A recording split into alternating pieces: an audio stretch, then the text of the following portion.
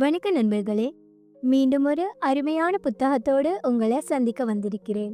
இன்னைக்கு நான் த 48 loss of power என்ற புத்தகத்தின் 2ஆம் பகுதியுடன் வந்திருக்கிறேன். வாழ்க்கையில செல்வாக்கு, அதிகாரம் மற்றும் வெற்றியை அடைய விரும்புகிறீர்களா? ராபர்ட் கிரீன் எழுதிய 48 லாஸ் ஆஃப் பவர் புத்தகம் வரலாற்றின் மிகச்சிறந்த மனிதர்களின் உத்திகள், மூலோபாயங்கள் மற்றும் உளவியல் தந்திரங்களை ஒருங்கிணைத்து அதிகாரத்தை பெறுவதற்கும் தக்க வைப்பதற்கும் 48 சக்தி வாய்ந்த விதிகளை வழங்குகிறது. இந்த புத்தகம் தலைவர்கள், தொழில் முனைவோர் மற்றும் வாழ்க்கையில் முன்னேற விரும்பும் அனைவருக்கும் ஒரு மாபெரும் வழிகாட்டி. 26வது விதி, கீப் யோர் ஹேண்ட்ஸ் கிளீன். உங்கள் கைகளை சுத்தமாக வைத்திரு. புத்தகத்தில் 26வது விதியான உங்கள் கைகளை சுத்தமாக வைத்திரு என்பது உங்கள் புகழையும் செல்வாக்கையும் பாதுகாக்க நேரடியாக அழுக்கு வேலைகளில் ஈடுபடாமல் மற்றவர்களை பயன்படுத்தி உங்கள் இலக்குகளை அடைவதற்கு ஒரு மூலோபாயமாக அமைகிறது. இந்த விதி நீங்கள் நேரடியாக தவறான அல்லது சர்ச்சைக்குரிய செயல்களில் ஈடுபட்டால் உங்கள் புகழ் கெடுவதோடு மற்றவர்களின் நம்பிக்கையை இழக்க நேரிடும் என்று எச்சரிக்கிறது. மாறாக உங்கள் செயல்களை மறைமுகமாகவும் மற்றவர்களை பயன்படுத்தியோ அல்லது பழியை மற்றவர்கள் மீது திருப்பியோ உங்கள் புகழை சுத்தமாக வைத்திருக்க முடியும். இது உங்களை ஒரு நம்பகமான, நேர்மையான பிம்பத்துடன் வைத்திருக்க உதவும். அதே நேரத்தில் உங்கள் இலக்குகளை அடையவும் உதவும். ஆனால் இந்த உத்தியை மிகைப்படுத்தினால் நீங்கள் நயவஞ்சகராகவோ அல்லது கையாளாகாதவராகவோ தோன்றலாம். எனவே கவனமாக கையாள வேண்டும். ராபர்ட் கிரீன் இந்த விதியை விளக்குவதற்கு வரலாற்று உதாரணங்களை பயன்படுத்துகிறார். ஒரு முக்கிய உதாரணமாக 16ஆம் நூற்றாண்டில் இங்கிலாந்து நாட்டில் மன்னர் 8ஆம் ஹென்ரியின் ஆலோசகராகவும் கார்டினலாகவும் புகழ்பெற்ற கார்டினல் வோல்சே என்ற நபரின் கதையை அவர் குறிப்பிடுகிறார். கார்டினல் வோல்சே இங்கிலாந்து நாட்டில் மன்னரின் சர்ச்சைக்குரிய முடிவுகளை மறைமுகமாக நிறைவேற்றி தனது கைகளை சுத்தமாக வைத்திருந்தார். அவர் மற்றவர்களை பயன்படுத்தி பழியை அவர்கள் மீது திருப்பி இங்கிலாந்து நாட்டில் தனது செல்வாக்கையும் புகழையும் பராமரித்தார். மற்றொரு உதாரணமாக கிறிஸ்துக்கு முன் 6ஆம் நூற்றாண்டில் சைனா நாட்டில் தத்துவ ஞானியாகவும் நீதியின் குருவாகவும் புகழ்பெற்ற கன்ஃபூஷியஸ் என்ற நபரை மேற்கோள் காட்டுகிறார். இவர் சைனா நாட்டில் தனது தத்துவத்தை பரப்புவதற்கு நேரடியாக அரசியல் மோதல்களில் ஈடுபடாமல் தனது சீடர்கள் மூலம் தனது கருத்துக்களை முன்னெடுத்தார். இதனால் சைனா நாட்டில் அவரது புகழ் சுத்தமாகவும் நிலையானதாகவும் இருந்தது. இதில் நாம் கற்றுக்கொள்ளக்கூடிய முக்கியமான அம்சங்கள்: முதலாவது, புகழை பாதுகாத்தல். நேரடியான தவறான செயல்களில் ஈடுபடாமல் உங்கள் புகழையும் நம்பகத்தன்மையையும் சுத்தமாக வைத்திருக்கவும். 2, மற்றவர்களை பயன்படுத்துதல். உங்கள் இலக்குகளை அடைய மற்றவர்களை மறைமுகமாக பயன்படுத்தி பழியை அவர்கள் மீது திருப்பவும். 3, நயவஞ்சகத்தை மறைத்தல். உங்கள் செயல்கள் நேர்மையானவையாக தோன்ற வேண்டும். உங்கள் மறைமுக உத்திகள் வெளிப்படாமல் இருக்க வேண்டும். 4, சமநிலையை பராமரித்தல். மிக அதிகமாக மற்றவர்களை பயன்படுத்துவது உங்களை கையாளாகாதவராகவோ அல்லது நயவஞ்சகராகவோ காட்டலாம். எனவே உங்கள் செல்வாக்கை உறுதிப்படுத்தவும். இந்த விதியை நடைமுறைப்படுத்த பல உத்திகளை முன்மொழிகிறார் ராபர்ட் கிரீன். பழியை மாற்றுதல். சர்ச்சைக்குரிய முடிவுகளை மற்றவர்கள் மீது திருப்பி உங்கள் புகழை சுத்தமாக வைத்திருக்கவும். உதாரணமாக, ஒரு பணி இடத்தில் ஒரு தவறு நடந்தால் அதை மறைமுகமாக மற்றவர்கள் மீது திருப்பவும். மறைமுக ஆலோசகராக இருத்தல். நேரடியாக செயல்படாமல் மற்றவர்களுக்கு ஆலோசனை வழங்கி உங்கள் இலக்குகளை மறைமுகமாக அடையவும். நேர்மையின் பிம்பத்தை உருவாக்குதல். உங்கள் செயல்கள் எப்போதும் நேர்மையானவையாக தோன்ற வேண்டும். உங்கள் மறைமுக உத்திகள் வெளிப்படாமல் இருக்கவும் வேண்டும். இந்த விதியை பயன்படுத்துவது சில ஆபத்துகளை உள்ளடக்கியது. உங்கள் மறைமுக உத்திகள் வெளிப்பட்டால் மற்றவர்கள் உங்களை நயவஞ்சகராகவோ அல்லது நம்பகமற்றவராகவோ கருதலாம் என்று எச்சரிக்கிறார். மேலும் மற்றவர்கள் இந்த விதியை உங்களுக்கு எதிராக பயன்படுத்தி உங்களை பழி ஏற்க வைத்து உங்கள் புகழை கெடுக்க முயற்சிக்கலாம். எனவே உங்கள் உத்திகளை மூலோபாயமாகவும் உங்கள் புகழை பாதுகாக்கும் வகையிலும் திட்டமிடவும். 27வது விதி, மக்களின் நம்பிக்கை தேவையை பயன்படுத்தி வழிபாட்டு கூட்டத்தை உருவாக்கு. புத்தகத்தில் 27வது விதியான மக்களின் நம்பிக்கையை தேவையை பயன்படுத்தி வழிபாட்டு கூட்டத்தை உருவாக்கு என்பது மக்களின் உணர்ச்சி மற்றும் ஆன்மீக தேவைகளை பயன்படுத்தி அவர்களை உங்களுக்கு விசுவாசமான பின்தொடர்பவர்களாக மாற்றுவதற்கு ஒரு மூலோபாயமாக அமைகிறது. இந்த விதி மக்கள் எப்போதும் ஏதாவது ஒரு பெரிய காரணத்தையோ தலைவரையோ அல்லது நம்பிக்கையையோ தேடுகிறார்கள் என்று வலியுறுத்துகிறது. இந்த தேவையை மூலோபாயமாக பயன்படுத்தி நீங்கள் ஒரு கவர்ச்சிகரமான பிம்பத்தையும் உறுதியான செய்தியையும் உருவாக்குவதன் மூலம் மக்களை உங்களை வழிபடும் ஒரு கூட்டமாக மாற்ற முடியும். இது உங்களுக்கு மகத்தான செல்வாக்கையும் விசுவாசமான ஆதரவையும் அளிக்கும். ஆனால் இந்த உத்தி மிகைப்படுத்தப்பட்டால் நீங்கள் நயவஞ்சகராகவோ அல்லது நம்பகமற்றவராகவோ தோன்றலாம். எனவே உங்கள் செயல்கள் உண்மையானவையாக தோன்ற வேண்டும். இந்த விதியை விளக்குவதற்கு வரலாற்று உதாரணங்களை பயன்படுத்துகிறார். ஒரு முக்கிய உதாரணமாக 20ஆம் நூற்றாண்டு தொடக்கத்தில் ரஷ்ய நாட்டில் மத குருவாகவும் அரசியல் செல்வாக்கு மிக்கவராகவும் புகழ்பெற்ற ராஸ்புட்டின் என்ற நபரின் கதையை அவர் குறிப்பிடுகிறார். இவர் ரஷ்ய நாட்டில் மக்களின் ஆன்மீக தேவைகளையும் அரச குடும்பத்தின் உணர்ச்சி பலவீனங்களையும் பயன்படுத்தி தன்னை ஒரு தெய்வீக சக்தி படைத்தவராக காட்டிக்கொண்டார். அவரது கவர்ச்சியான பிம்பமும் மர்மமான செயல்களும் ரஷ்ய நாட்டில் அவரை ஒரு வழிபாட்டு தலைவராக மாற்றியது. ஆனால் இது பின்னர் அவருக்கு எதிராகவும் திரும்பியது. மற்றொரு உதாரணமாக கிறிஸ்துக்கு முன் 6ஆம் நூற்றாண்டில் பெர்ஷியா நாட்டில் ஆன்மீக தலைவராகவும் ஜோராஸ்ட்ரிய மதத்தில் நிறுவனராகவும் புகழ்பெற்ற ஜோரோஸ்டர் என்ற நபரை மேற்கோள் காட்டுகிறார். பெர்ஷியா நாட்டில் மக்களின் நம்பிக்கை தேவையை பயன்படுத்தி ஒரு தெளிவான ஆன்மீக செய்தியை முன்வைத்து பல்லாயிரக்கணக்கான பின்தொடர்பவர்களை உருவாக்கினார். இதனால் பெர்ஷியா நாட்டில் அவரது மதம் நிலைத்து நின்றது. இதன் முக்கிய அம்சங்கள்: முதலாவது, நம்பிக்கை தேவையை பயன்படுத்துதல். மக்களின் உணர்ச்சி மற்றும் ஆன்மீக தேவைகளை அடையாளம் கண்டு அவற்றை உங்கள் செல்வாக்கிற்கு பயன்படுத்தவும். 2, கவர்ச்சிகரமான பிம்பத்தை உருவாக்குதல். உங்களை ஒரு தெய்வீகமான, மர்மமான அல்லது புரட்சிகரமான தலைவராக காட்டி மக்களை ஈர்க்கவும். 3, தெளிவான செய்தியை முன்வைத்தல். உங்கள் பின்தொடர்பவர்களுக்கு, அதாவது உங்கள் ஃபாலோவர்ஸுக்கு ஒரு எளிமையான ஆனால் சக்தி வாய்ந்த செய்தியை அளித்து அவர்களை உங்களுடன் இணைக்கவும். 4, நம்பகத்தன்மையை பராமரித்தல். உங்கள் செயல்கள் உண்மையானவையாக தோன்ற வேண்டும், இல்லையெனில் உங்கள் பின்தொடர்பவர்கள் உங்களை நம்பாமல் போகலாம். இந்த விதியை நடைமுறைப்படுத்த பல உத்திகளை முன்மொழிகிறார் ராபர்ட் கிரீன். மக்களின் தேவைகளை அடையாளம் காணுதல். உங்கள் புலத்தில் உள்ளவர்களின் உணர்ச்சி அல்லது ஆன்மீக வெற்றிடங்களை கண்டறிந்து அவற்றை நிரப்ப ஒரு செய்தியை உருவாக்கவும். உதாரணமாக, ஒரு வணிகத்தில் உங்கள் வாடிக்கையாளர்களின் ஆசைகளை புரிந்து அவர்களை ஈர்க்கும் ஒரு பிராண்ட் பிம்பத்தை உருவாக்கவும். மர்மத்தை உருவாக்குதல். உங்கள் ஆளுமையை மர்மமாகவும் கவர்ச்சிகரமாகவும் காட்டி மக்களை உங்களை தொடர்ந்து ஆராய வைக்கவும். விசுவாசத்தை வளர்ப்பது. உங்கள் ஃபாலோவர்ஸுக்கு ஒரு சமூக உணர்வை அளித்து அவர்களை உங்களுடன் உணர்ச்சி ரீதியாக இணைக்கவும். இந்த விதையை பயன்படுத்துவது சில ஆபத்துகளை உள்ளடக்கியது. உங்கள் செயல்கள் மிகைப்படுத்தப்பட்டால் அல்லது நயவஞ்சகமாக தோன்றினால் உங்கள் ஃபாலோவர்ஸ் உங்களை நம்பாமல் போகலாம் அல்லது உங்களுக்கு எதிராக திரும்பலாம் என்று எச்சரிக்கிறார். மேலும் மற்றவர்கள் இந்த விதியை உங்களுக்கு எதிராக பயன்படுத்தி உங்கள் பின்தொடர்பவர்களை தங்கள் பக்கம் ஈர்க்க முயற்சிக்கலாம். எனவே உங்கள் செயல்களை உண்மையானவையாகவும் உங்கள் புகழை பாதுகாக்கும் வகையில் திட்டமிடவும் என்று ராபர்ட் கிரீன் அறிவுறுத்துகிறார். மக்களின் நம்பிக்கை தேவையை பயன்படுத்தி வழிபாட்டு கூட்டத்தை உருவாக்கு என்பது மக்களின் உணர்ச்சி மற்றும் ஆன்மீக தேவைகளை பயன்படுத்தி உங்களுக்கு விசுவாசமான ஃபாலோவர்ஸை உருவாக்குவதற்கு ஒரு சக்தி வாய்ந்த வழிகாட்டி. 28வது விதி, என்டர் ஆக்ஷன் வித் போல்ட்னஸ். தைரியத்துடன் செயலில் இறங்கு. இந்த புத்தகத்தின் 28வது விதியான தைரியத்துடன் செயலில் இறங்கு என்பது உங்கள் செயல்களில் தயக்கமோ அல்லது பயமோ இல்லாமல் முழு நம்பிக்கையுடனும் தைரியத்துடனும் செயல்படுவதன் மூலம் உங்கள் செல்வாக்கையும் அதிகாரத்தையும் உயர்த்துவதற்கு ஒரு மூலோபாயமாக அமைகிறது. இந்த விதி தயக்கமும் பயமும் உங்கள் செயல்களை பலவீனப்படுத்தி மற்றவர்களை உங்களை குறைத்து மதிப்பிட வைக்கும் என்று எச்சரிக்கிறது. மாறாக, தைரியமான செயல்கள் மற்றவர்களை உங்களை மதிக்கவும் உங்களுக்கு இணங்கவும் அல்லது உங்களை அச்சப்படவும் வைக்கும். இது உங்கள் பிம்பத்தை ஒரு சக்தி வாய்ந்த நம்பிக்கையான தலைவராக உருவாக்க உதவும்.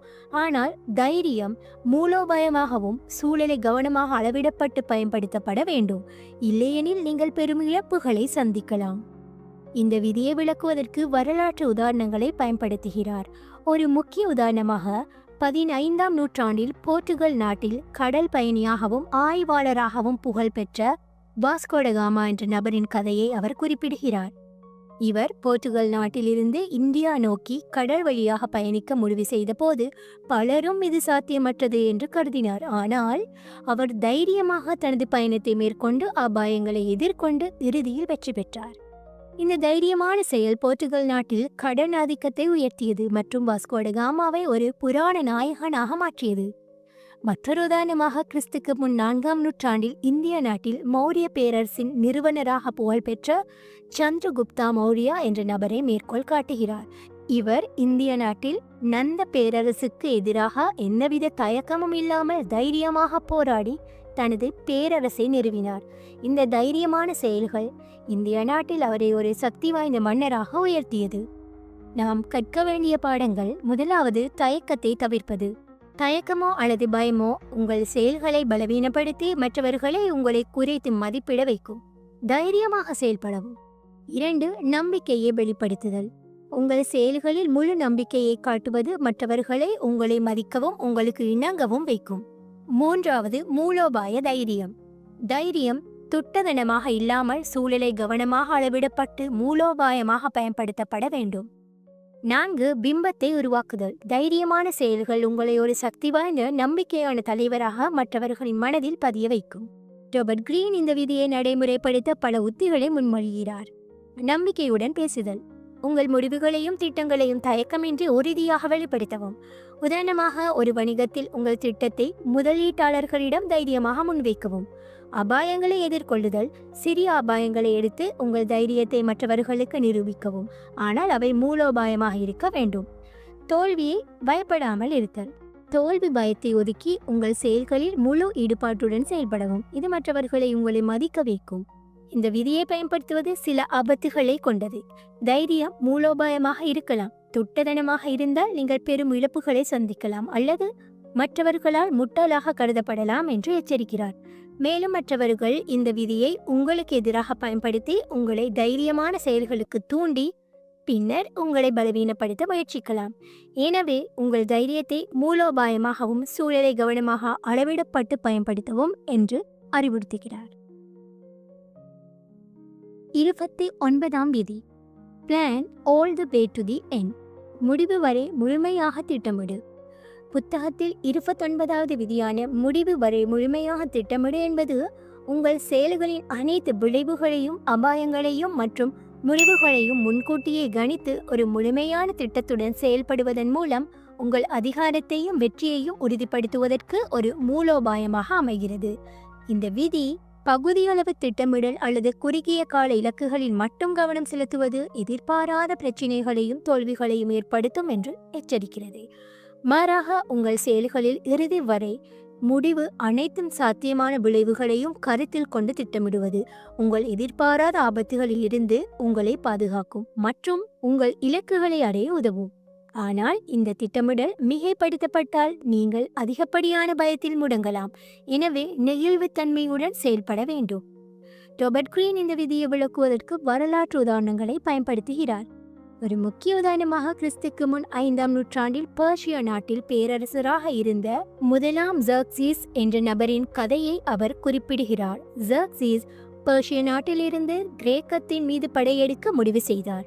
ஆனால் அவர் தனது திட்டங்களின் முடிவு வரை முழுமையாக கணிக்கவில்லை.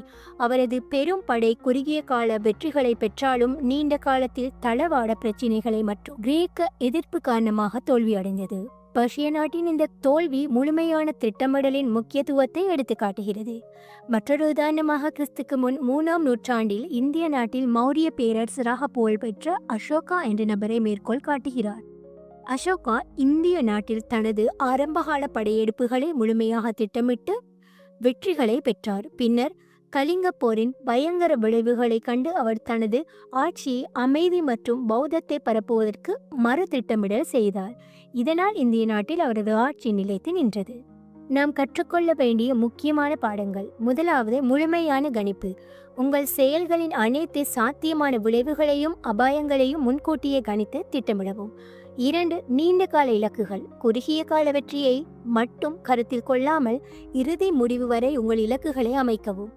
3, நெகிழ்வுத்தன்மை. முழுமையாக திட்டமிடுவது முக்கியமென்றாலும் எதிர்பாராத மாற்றங்களுக்கு ஏற்ப உங்கள் திட்டங்களை மாற்றியமைக்க வேண்டும்.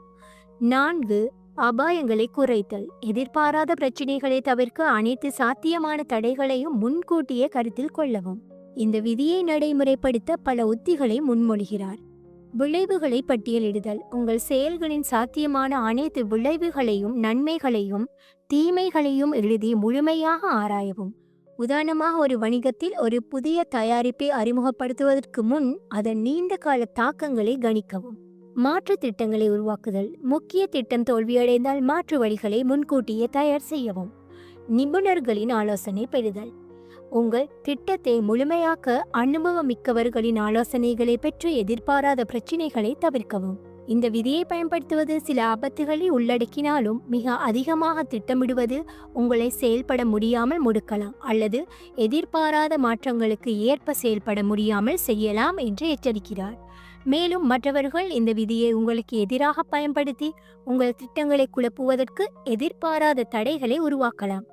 எனவே உங்கள் திட்டமிடலை மூலோபாயமாகவும் நெகிழ்வுத்தன்மையுடனும் செயல்படுத்தவும் என்று ராபர்ட் கிரீன் அறிவுறுத்துகிறார். 30வது விதி, make your accomplishment seem effortless. உங்கள் சாதனைகளை எளிதாக தோன்றச் செய். இந்த புத்தகத்தில் 30வது விதியான உங்கள் சாதனைகளை எளிதாக தோன்றச் செய் என்பது உங்கள் கடின உழைப்பையும் முயற்சிகளையும் மறைத்து உங்கள் சாதனைகளை இயல்பாகவும் எளிதாகவும் தோன்ற செய்வதன் மூலம் உங்கள் செல்வாக்கையும் மரியாதையையும் உயர்த்துவதற்கு ஒரு மூலோபாயமாக அமைகிறது.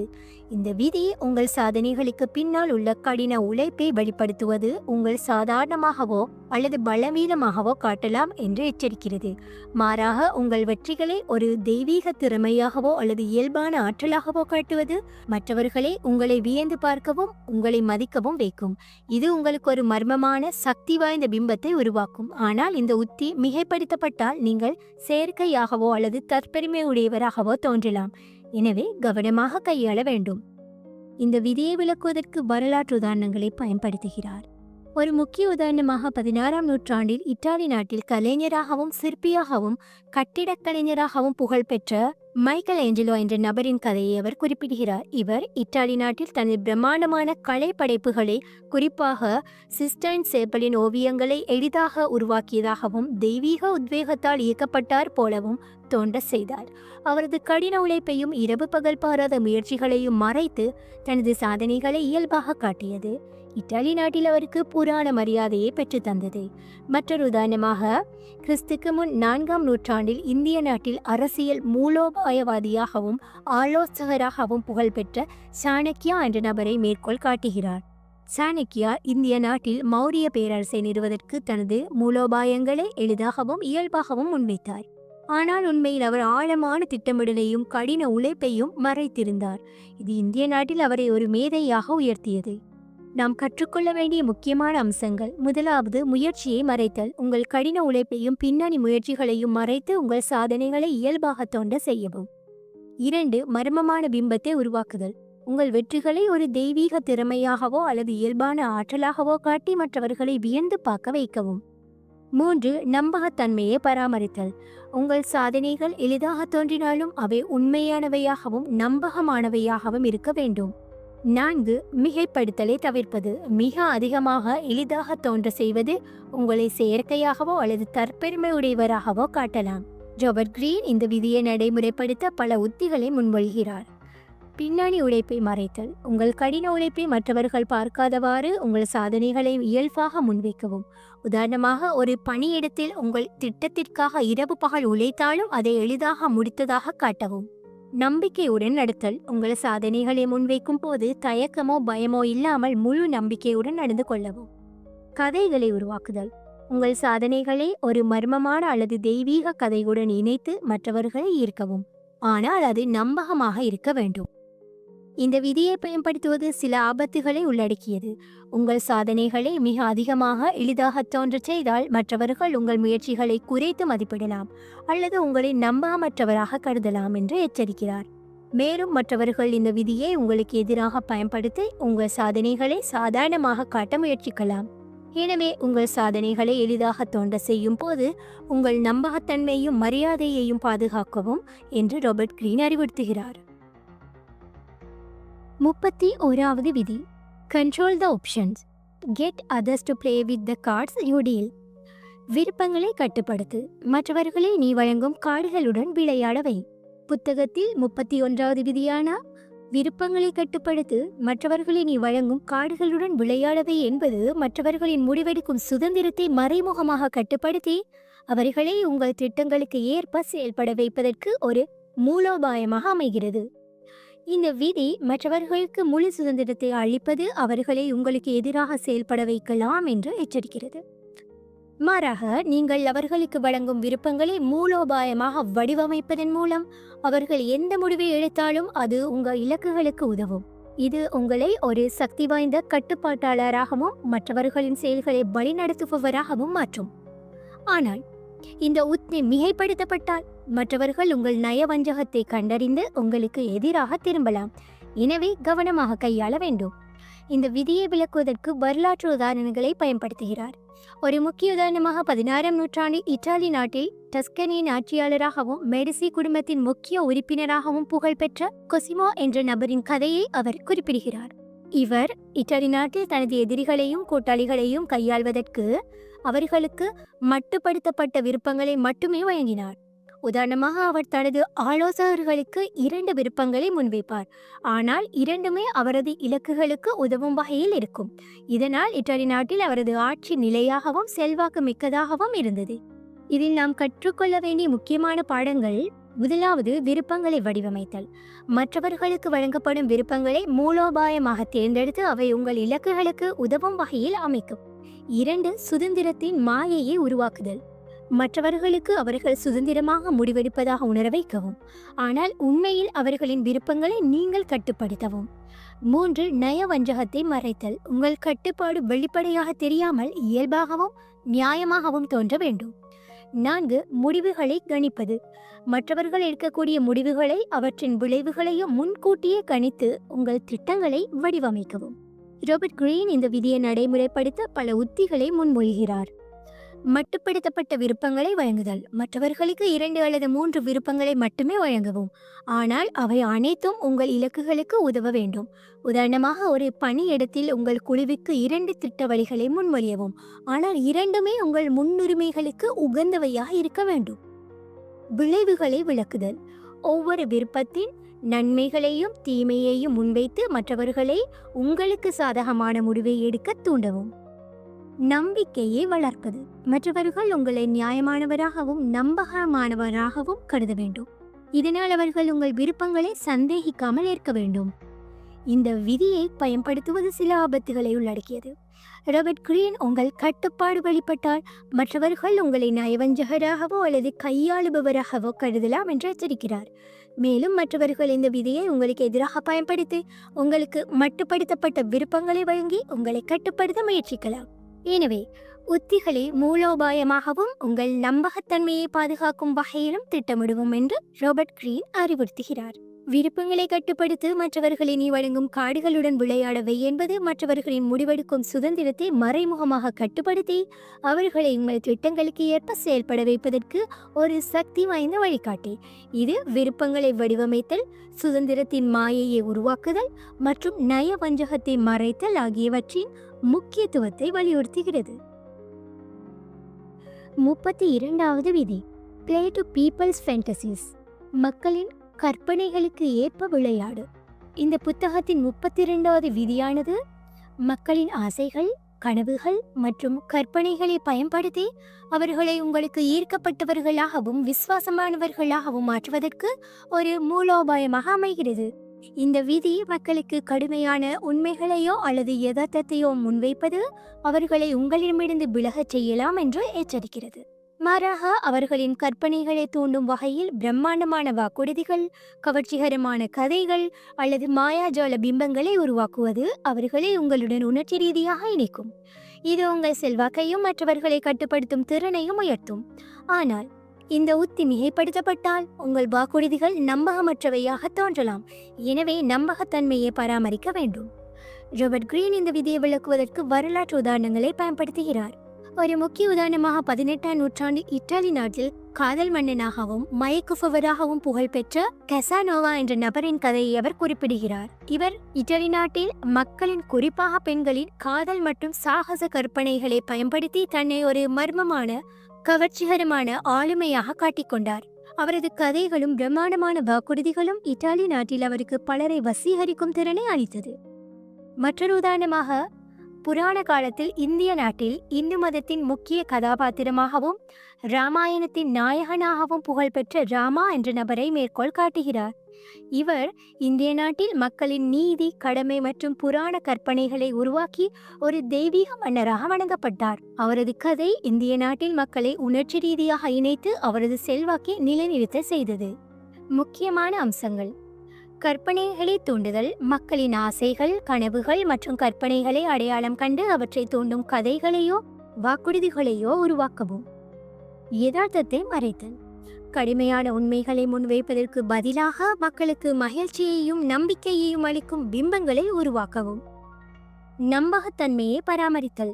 உங்கள் வாக்குறுதிகளும் கதைகளும் நம்பகமானவையாக தோன்ற வேண்டும், இல்லையெனில் மக்கள் உங்களை நம்பாமல் போகலாம். உணர்ச்சி இணைப்பு.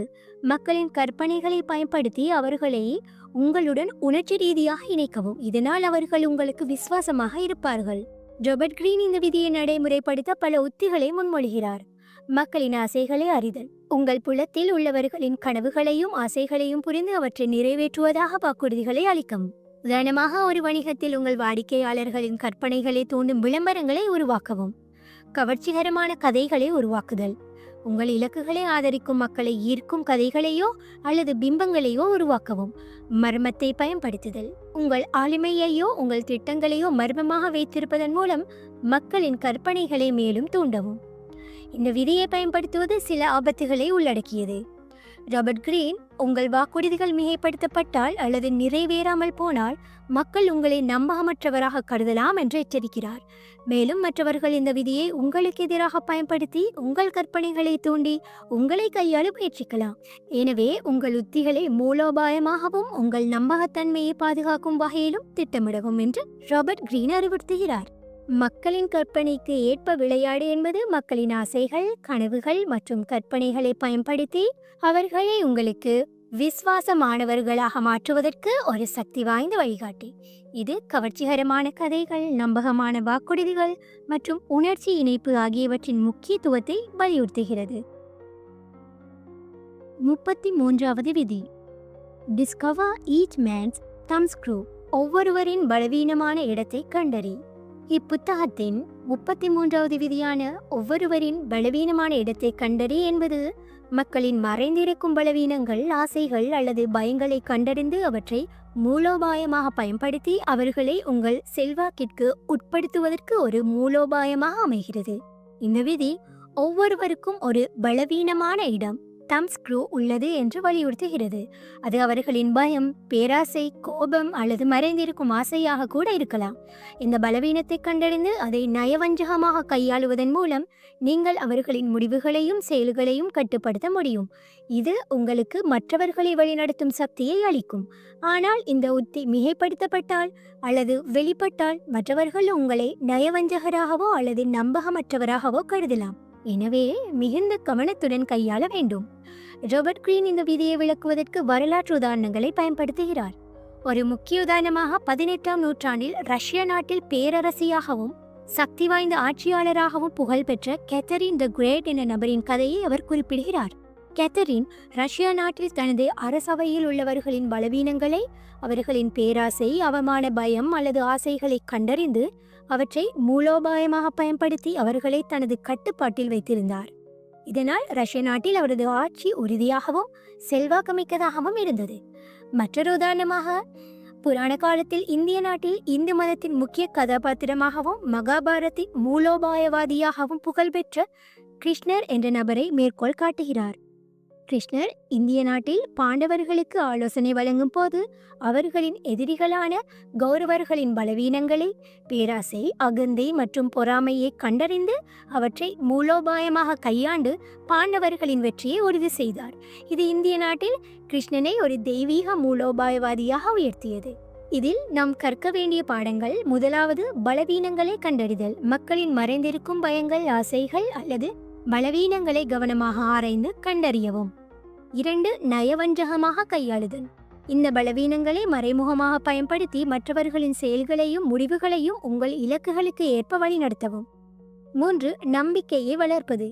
மற்றவர்கள் உங்களை நம்புவதற்கு அவர்களின் பலவீனங்களை கையாளுவதை வெளிப்படையாக காட்டாமல் இயல்பாக நடந்து கொள்ளவும். 4. நம்பகத்தன்மையை பராமரித்தல். உங்கள் செயல்கள் நியாயமாகவும் நம்பகமாகவும் தோன்ற வேண்டும், இல்லையெனில் மற்றவர்கள் உங்களை சந்தேகிக்கலாம். ராபர்ட் கிரீன் இந்த விதியை நடைமுறைப்படுத்த பல உத்திகளை முன்மொழிகிறார். கவனமாக கேட்டல். மற்றவர்களின் பேச்சு, உடல் மொழி மற்றும் நடத்தையை கவனித்து அவர்களின் பலவீனங்களை கண்டறியவும். உதாரணமாக, ஒரு பணியிடத்தில் உங்கள் சக ஊழியரின் பயங்கள் அல்லது ஆசைகளை அவர்களின் பேச்சில் இருந்து புரிந்து கொள்ளவும். மறைமுகமாக தூண்டுதல். அவர்களின் பலவீனங்களை நேரடியாக குறிப்பிடாமல் அவற்றை மறைமுகமாக தூண்டி உங்களுக்கு சாதகமான முடிவுகளை எடுக்க வைக்கவும். நம்பிக்கையை உருவாக்குதல். மற்றவர்களுடன் நட்பு அல்லது நம்பிக்கையை வளர்த்து அவர்கள் தங்கள் பலவீனங்களை உங்களிடம் வெளிப்படுத்த வைக்கவும். இந்த விதியை பயன்படுத்துவது சில ஆபத்துகளை உள்ளடக்கியது. உங்கள் நயவஞ்சகம் வெளிப்பட்டால் மற்றவர்கள் உங்களை நம்பகமற்றவராகவோ அல்லது கையாளுபவராகவோ கருதி உங்களுக்கு எதிராக திரும்பலாம் என்று எச்சரிக்கிறார். மேலும் மற்றவர்கள் இந்த விதியை உங்களுக்கு எதிராக பயன்படுத்தி உங்கள் பலவீனங்களை கண்டறிந்து உங்களை கட்டுப்படுத்த முயற்சிக்கலாம். எனவே உங்கள் உத்திகளை மூலோபாயமாகவும் உங்கள் பலவீனங்களை மறைத்து நம்பகத்தன்மையை பாதுகாக்கவும் என்று ராபர்ட் கிரீன் அறிவுறுத்துகிறார். 34ஆம் விதி. Be royal in your own fashion. Act like a king to be treated like one. உனக்கே உரிய மகத்துவத்தில் இரு. ராஜாவை போல நடந்து ராஜாவை போல நடத்தப்படு. உங்கள் தோற்றம், நடத்தை மற்றும் ஆளுமையில் ஒரு மகத்தான அரச பிம்பத்தை உருவாக்குவதன் மூலம் மற்றவர்களை உங்களை மதிக்கவும் உங்களுக்கு இணங்கவும் வைப்பதற்கு ஒரு மூலோபாயமாக அமைகிறது. இந்த விதி சாதாரணமாகவோ அல்லது பணிவாகவோ நடப்பது மற்றவர்களை உங்களை குறைத்து மதிப்பிட வைக்கலாம் என்று எச்சரிக்கிறது.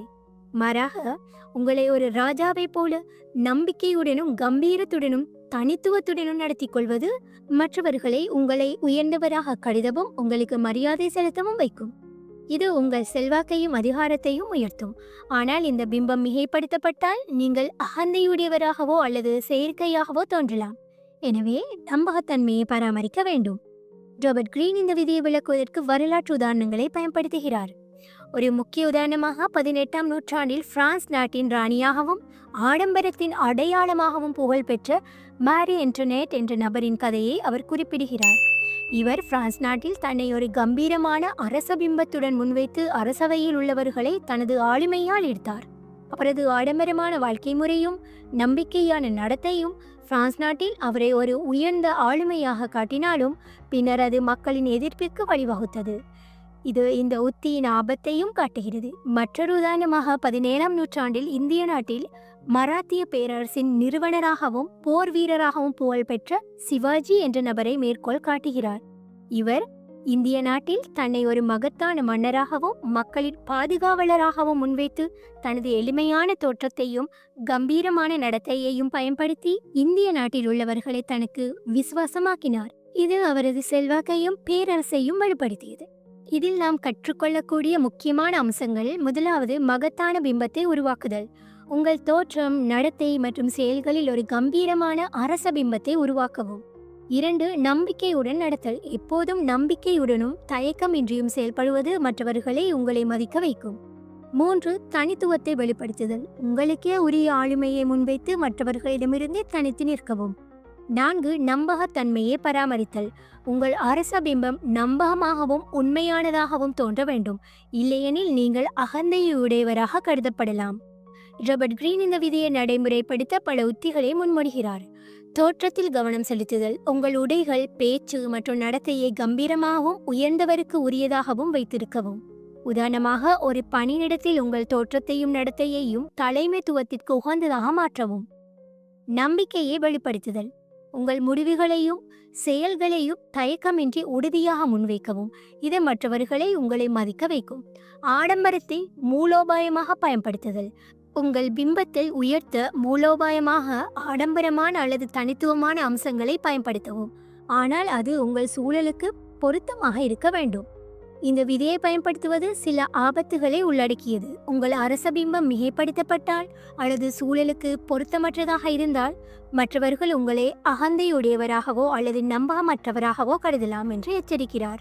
உனக்கே உரிய மகத்துவத்தில் ஏறி ராஜாவைப் போல நடந்து ராஜாவைப் போல நடத்தப்படு என்பது உங்கள் தோற்றம், நடத்தை மற்றும் ஆளுமையில் ஒரு மகத்தான அரசபிம்பத்தை உருவாக்குவதன் மூலம் மற்றவர்களை உங்களை மதிக்கவும் உங்களுக்கு இணங்கவும் வைப்பதற்கு ஒரு சக்தி வாய்ந்த வழிகாட்டி. இது நம்பிக்கையுடன் நடத்தல், தனித்துவத்தை வெளிப்படுத்துதல் மற்றும் நம்பகத்தன்மையை பராமரித்தல் ஆகியவற்றின் முக்கியத்துவத்தை வலியுறுத்துகிறது.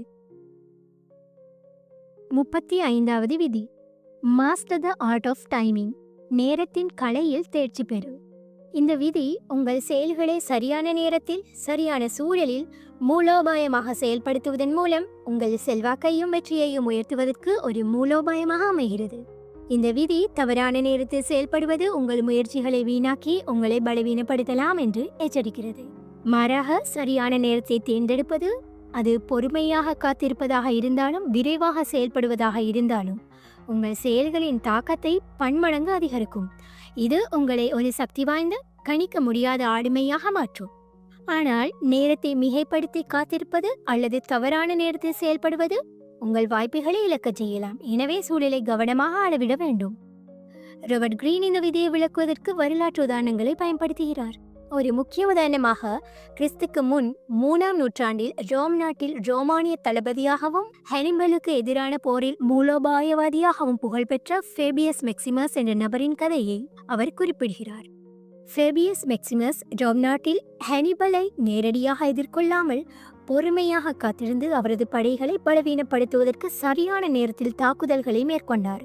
இந்த பேபியின் உத்தி ரோம் நாட்டை பாதுகாத்து ஃபேபியஸ் மேக்சிமஸை ஒரு மேதையாக உயர்த்தியது.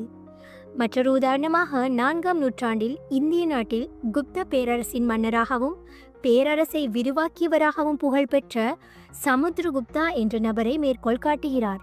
இவர் இந்திய நாட்டில் தனது படையெடுப்புகளை மேற்கொள்ள சரியான நேரத்தை தேர்ந்தெடுத்து எதிரிகளின் பலவீனமான தருணங்களை பயன்படுத்தி வெற்றிகளை குவித்தார்.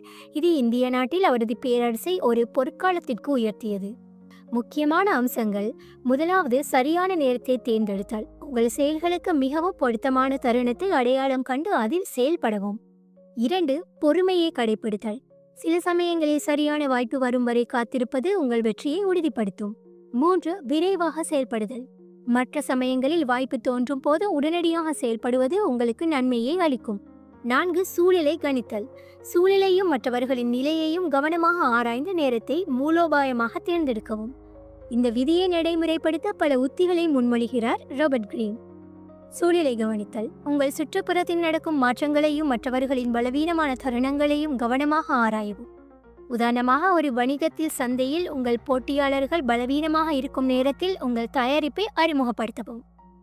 பொறுமையை பயிற்சி செய்தல். உங்கள் இலக்குகளை அடைய உடனடி செயல்பாடு தேவையில்லை என்றால் சரியான நேரத்திற்காக காத்திருக்கவும். வாய்ப்புகளை பயன்படுத்துதல். எதிர்பாராத வாய்ப்புகள் தோன்றும் போது தயக்கமின்றி விரைவாக செயல்படவும், ஆனால் மூலோபாயமாக இருக்க வேண்டும். இந்த விதியை பயன்படுத்துவது சில ஆபத்துகளை உள்ளடக்கியது. மிக அதிகமாக காத்திருப்பது உங்கள் வாய்ப்புகளை இழக்கச் செய்யலாம்.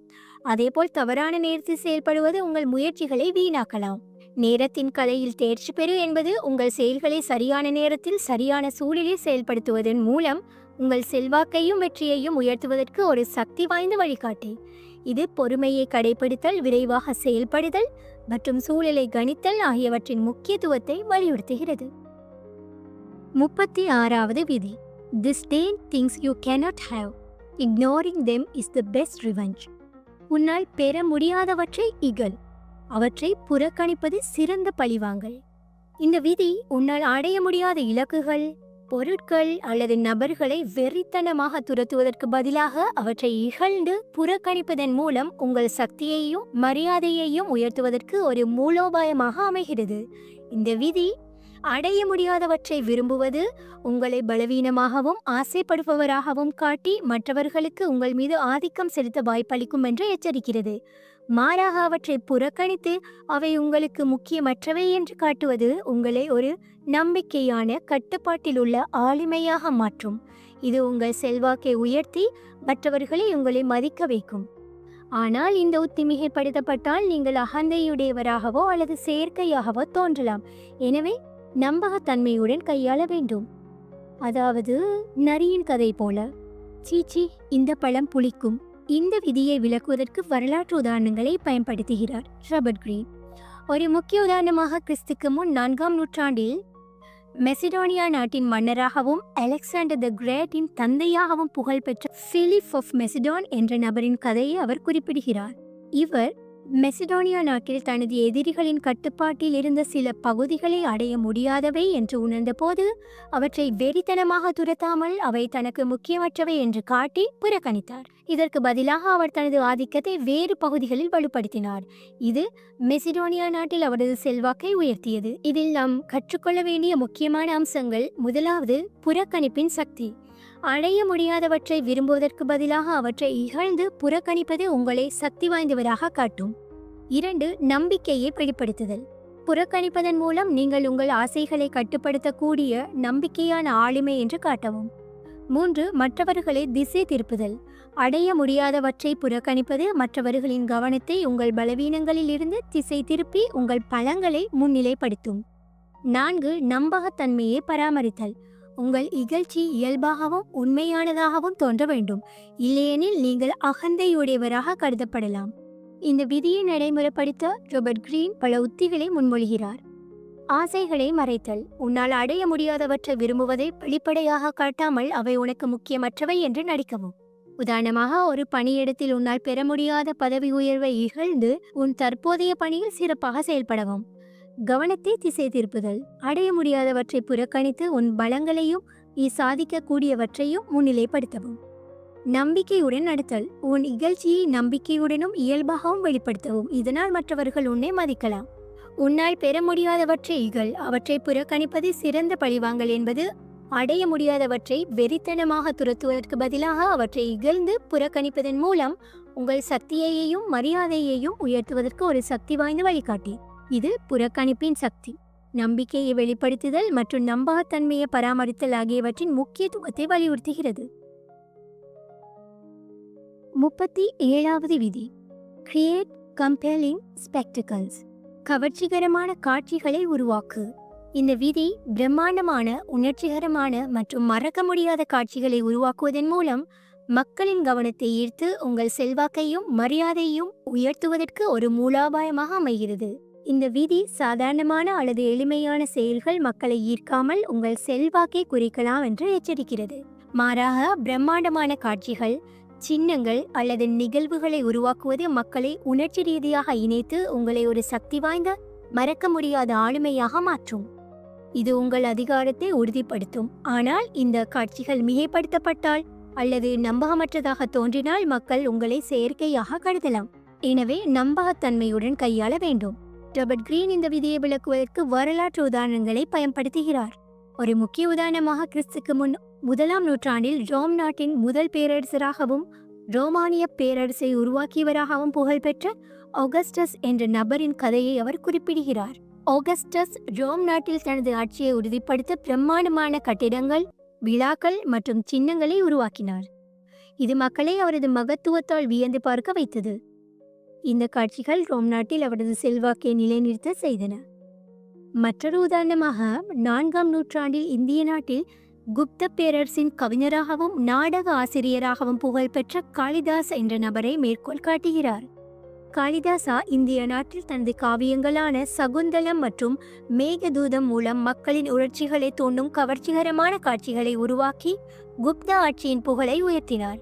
இது இந்திய நாட்டில் அவரை ஒரு கலை மேதையாக மாற்றியது. இதன் முக்கிய அம்சங்கள்: முதலாவது, பிரம்மாண்டமான காட்சிகளை உருவாக்குதல். மக்களின் கவனத்தை ஈர்க்கும் உணர்ச்சிகரமான மற்றும் மறக்க முடியாத காட்சிகளை உருவாக்கவும். 2, சின்னங்களை பயன்படுத்துதல். உங்கள் செல்வாக்கை உயர்த்த சக்தி வாய்ந்த சின்னங்கள், படங்கள் அல்லது நிகழ்வுகளை பயன்படுத்தவும். 3, உணர்ச்சி இணைப்பு. உங்கள் காட்சிகள் மக்களை உணர்ச்சி ரீதியாக இணைத்து அவர்களை உங்களுக்கு விசுவாசமாக்க வேண்டும். 4, நம்பகத்தன்மையை பராமரித்தல்.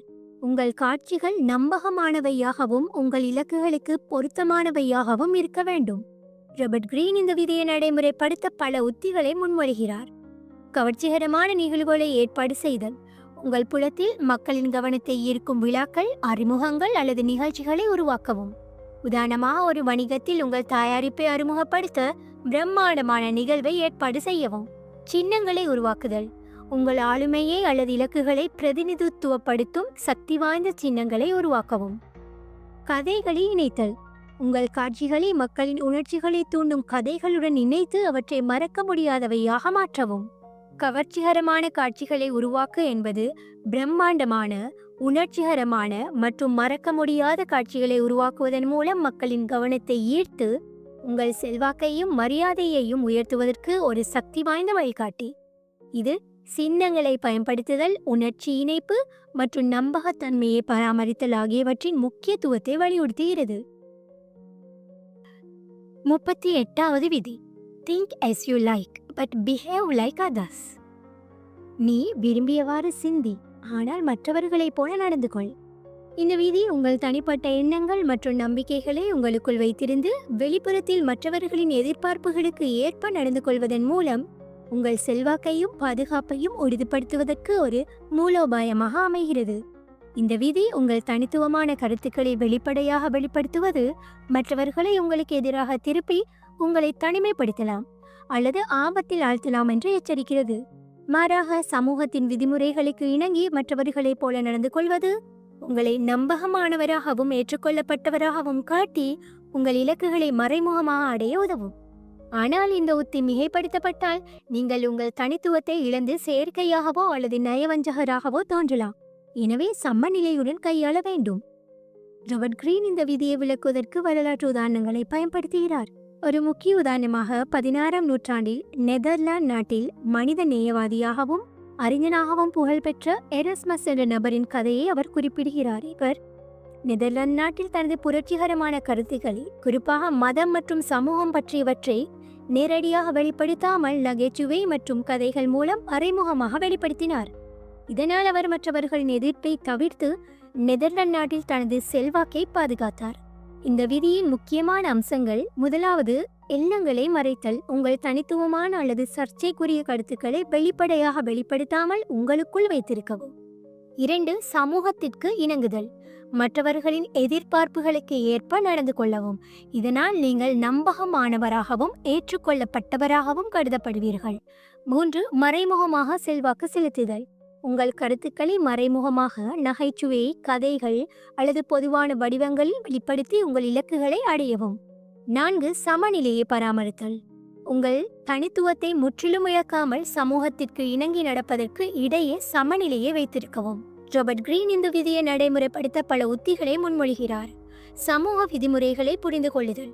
உங்கள் சூழலில் மக்கள் எதை எதிர்பார்க்கிறார்கள், எந்த நடத்தைகள் ஏற்றுக்கொள்ளப்படுகின்றன என்பதை அறிந்து அதற்கு ஏற்ப நடந்து கொள்ளவும்.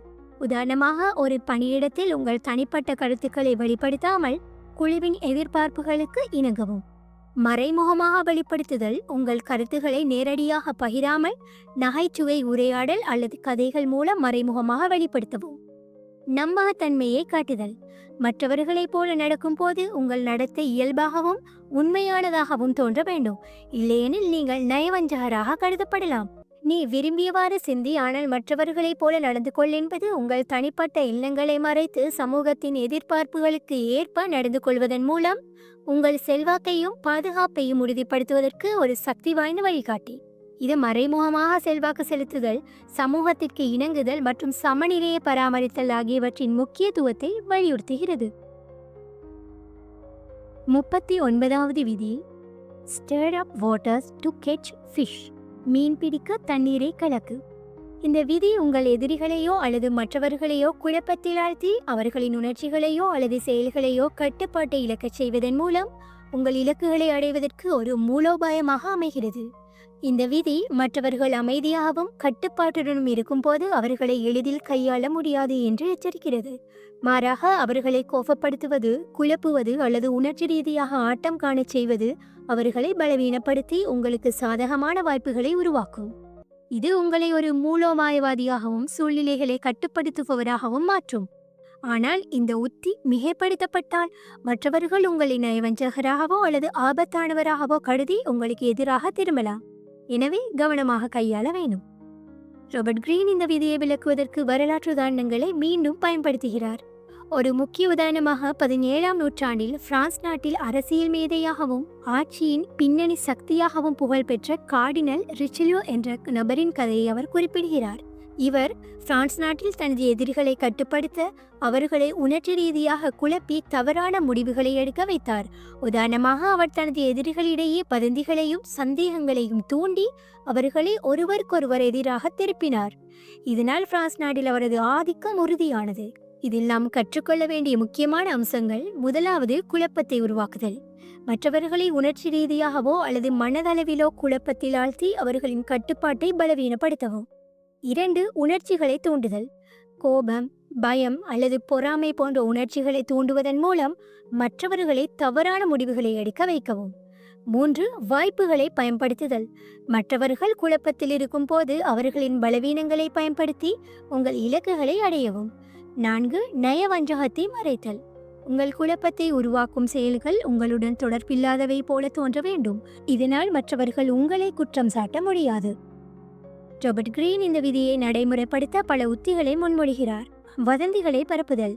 மற்றவர்களிடையே குழப்பத்தை உருவாக்க மூலோபாயமாக வதந்திகளையோ அல்லது தவறான தகவல்களையோ பரப்பவும்.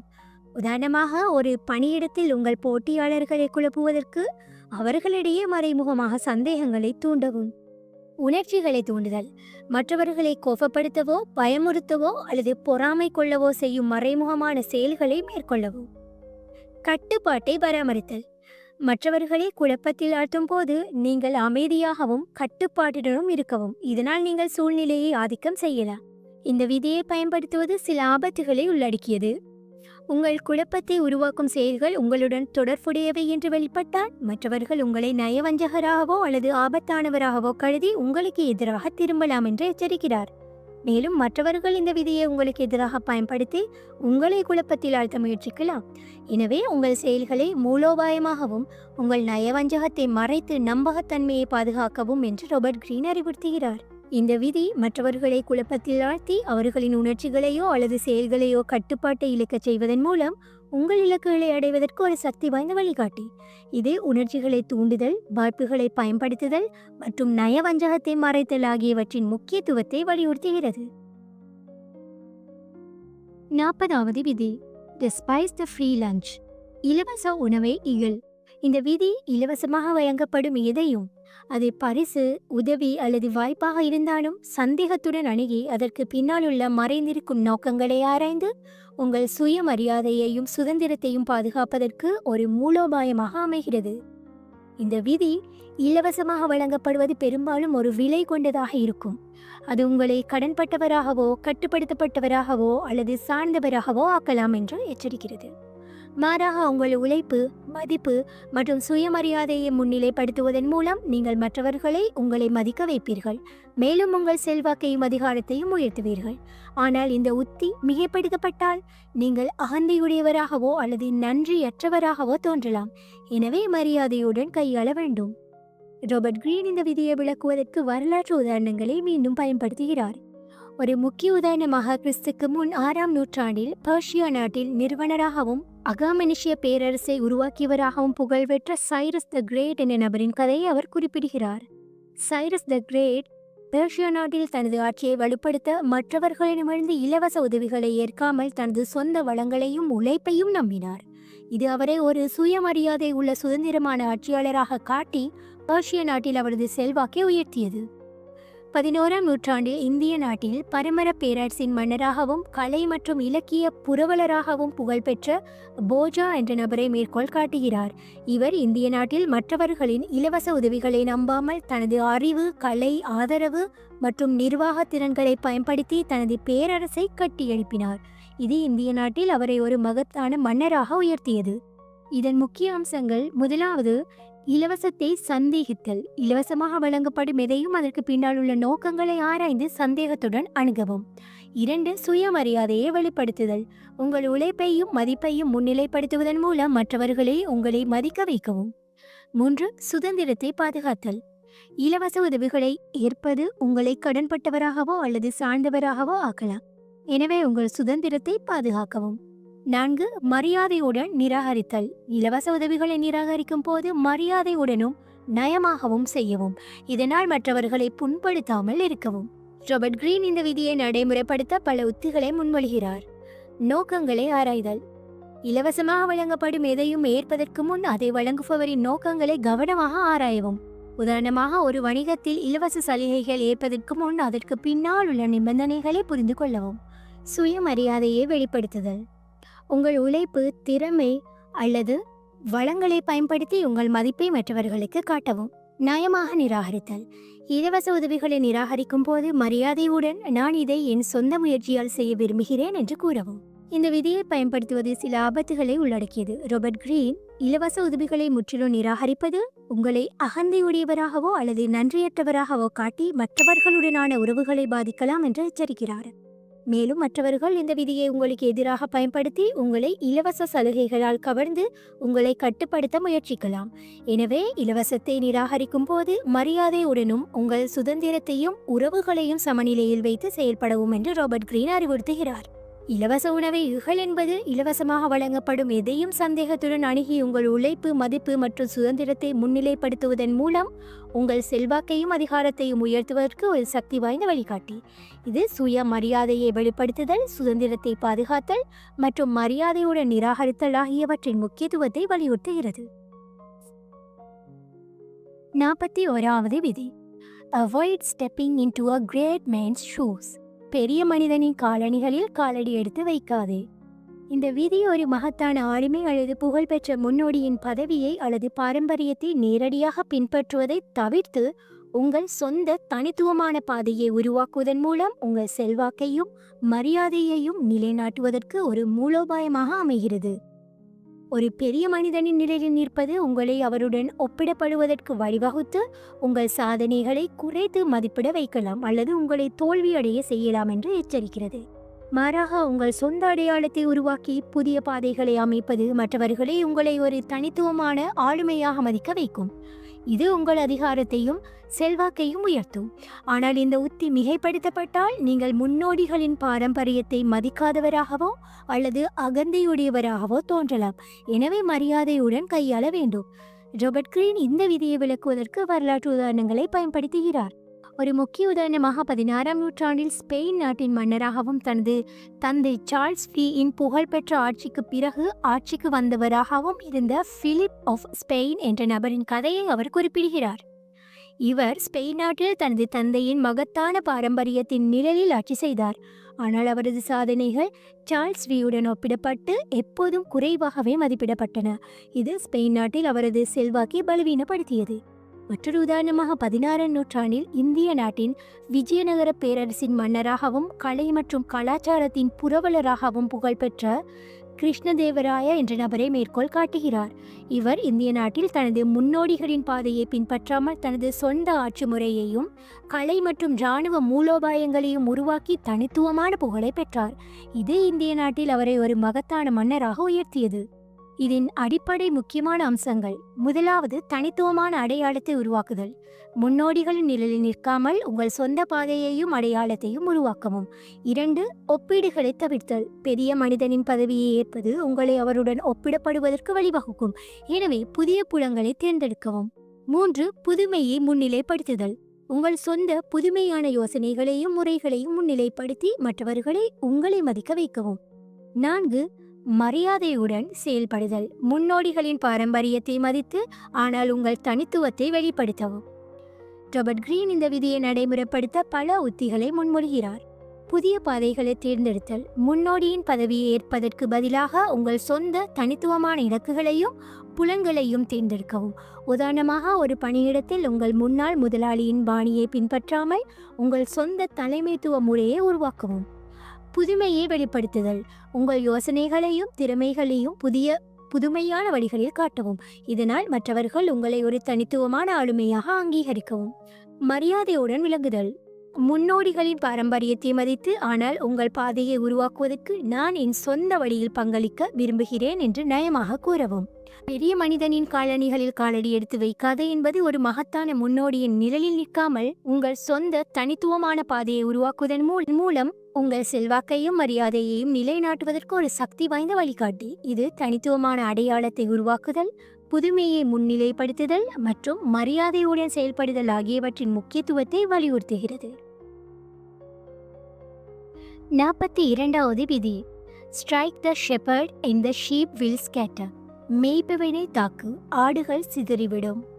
இந்த விதி ஒரு குழுவின் அல்லது அமைப்பின் தலைவரை அல்லது மைய ஆளுமையை இலக்கு வைத்து அவரை பலவீனப்படுத்துவதன் மூலம் அவரை சார்ந்தவர்களை குழப்பமடைய செய்து உங்கள் இலக்குகளை அடைவதற்கு ஒரு மூலோபாயமாக அமைகிறது.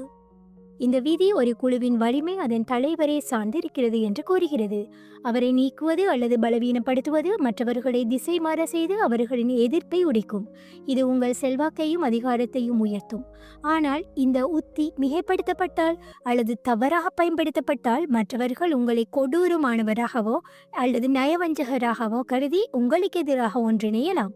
எனவே கவனமாக கையாள வேண்டும். ராபர்ட் கிரீன் இந்த விதியை விளக்குவதற்கு வரலாற்று உதாரணங்களை பயன்படுத்துகிறார்.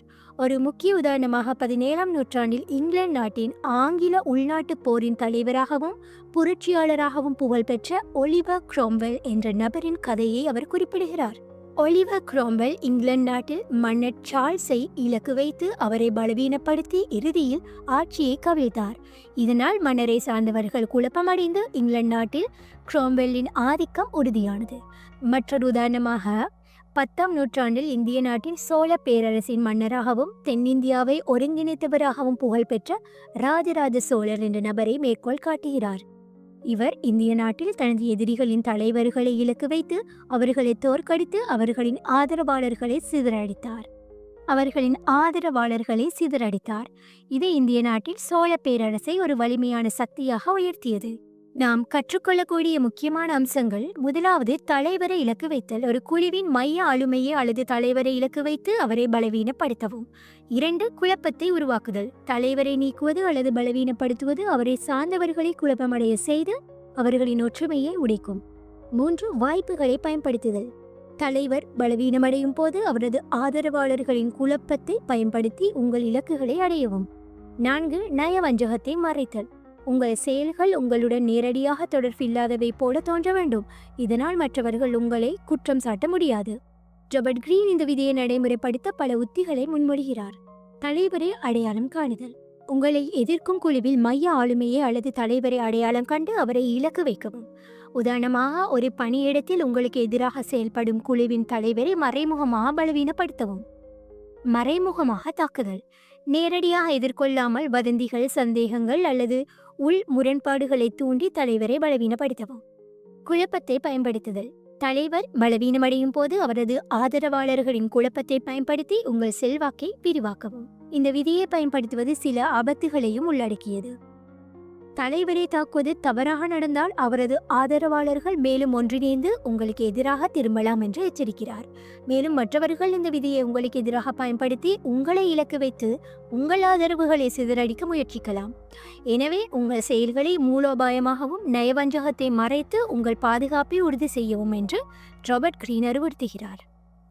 மேய்ப்பவனை தாக்கு, ஆடுகள் சிதறிவிடும் என்பது ஒரு குழுவின் தலைவரை இலக்கு வைத்து அவரை பலவீனப்படுத்துவதன் மூலம் அவரை சார்ந்தவர்களை குழப்பமடைய செய்து உங்கள் இலக்குகளை அடைவதற்கு ஒரு சக்தி வாய்ந்த வழிகாட்டி. இது தலைவரை இலக்கு வைத்தல், குழப்பத்தை உருவாக்குதல் மற்றும் நயவஞ்சகத்தை மறைத்தல் ஆகியவற்றின் முக்கியத்துவத்தை வலியுறுத்துகிறது. 43வது விதி, work on the hearts and minds of others. மற்றவர்களின் இதயங்களையும் மனங்களையும் வெல்லுங்கள். இந்த விதி மற்றவர்களின் உணர்ச்சிகளையும் நம்பிக்கைகளையும் புரிந்து அவர்களை உணர்ச்சி ரீதியாகவும் மனதளவிலும் உங்களுக்கு விசுவாசமாக்குவதன் மூலம் உங்கள் செல்வாக்கையும் ஆதிக்கத்தையும் உயர்த்துவதற்கு ஒரு மூலோபாயமாக அமைகிறது. இந்த விதி மற்றவர்களை வற்புறுத்துவதற்கு பதிலாக அவர்களின் இதயங்களையும் மனங்களையும் வெல்வது அவர்களை உங்களுக்கு உண்மையாகவும் ஆதரவாகவும் மாற்றும் என்று வலியுறுத்துகிறது. இது உங்கள் அதிகாரத்தை நிலைத்திருக்க செய்யும். ஆனால் இந்த உத்தி செயற்கையாகவோ அல்லது நயவஞ்சகமாகவோ தோன்றினால் மற்றவர்கள் உங்களை நம்பகமற்றவராக கருதி உங்களை நிராகரிக்கலாம். எனவே உண்மையாகவும் நம்பகத்தன்மையுடனும் கையாள வேண்டும். ராபர்ட் கிரீன் இந்த விதியை விளக்குவதற்கு வரலாற்று உதாரணங்களை மீண்டும் பயன்படுத்துகிறார். ஒரு முக்கிய உதாரணமாக 8ஆம் நூற்றாண்டில் பிரான்ஸ் நாட்டில் பிராங்கிஷ் பேரரசின் மன்னராகவும் ஐரோப்பாவை ஒருங்கிணைத்தவராகவும் புகழ்பெற்ற சார்ல்ஸ் மெக்னே என்ற நபரின் கதையை அவர் குறிப்பிடுகிறார். இவர் பிரான்ஸ் நாட்டில் தனது ஆட்சியை வலுப்படுத்த மக்களின் இதயங்களையும் மனங்களையும் வெல்ல மதம், கல்வி மற்றும் நீதியை பயன்படுத்தினார். அவர் தனது ஆட்சியை மக்களுக்கு நன்மை பயக்கும் ஒன்றாக காட்டி அவர்களின் விசுவாசத்தை பெற்றார். இது பிரான்ஸ் நாட்டில் அவரது பேரரசை நிலைத்திருக்கச் செய்தது. மற்றொரு உதாரணமாக 16ஆம் நூற்றாண்டில் இந்திய நாட்டில் முகலாய பேரரசின் மன்னராகவும் மத சகிப்புத்தன்மைக்கு புகழ் பெற்றவராகவும் விளங்கிய அக்பர் என்ற நபரை மேற்கோள் காட்டுகிறார்.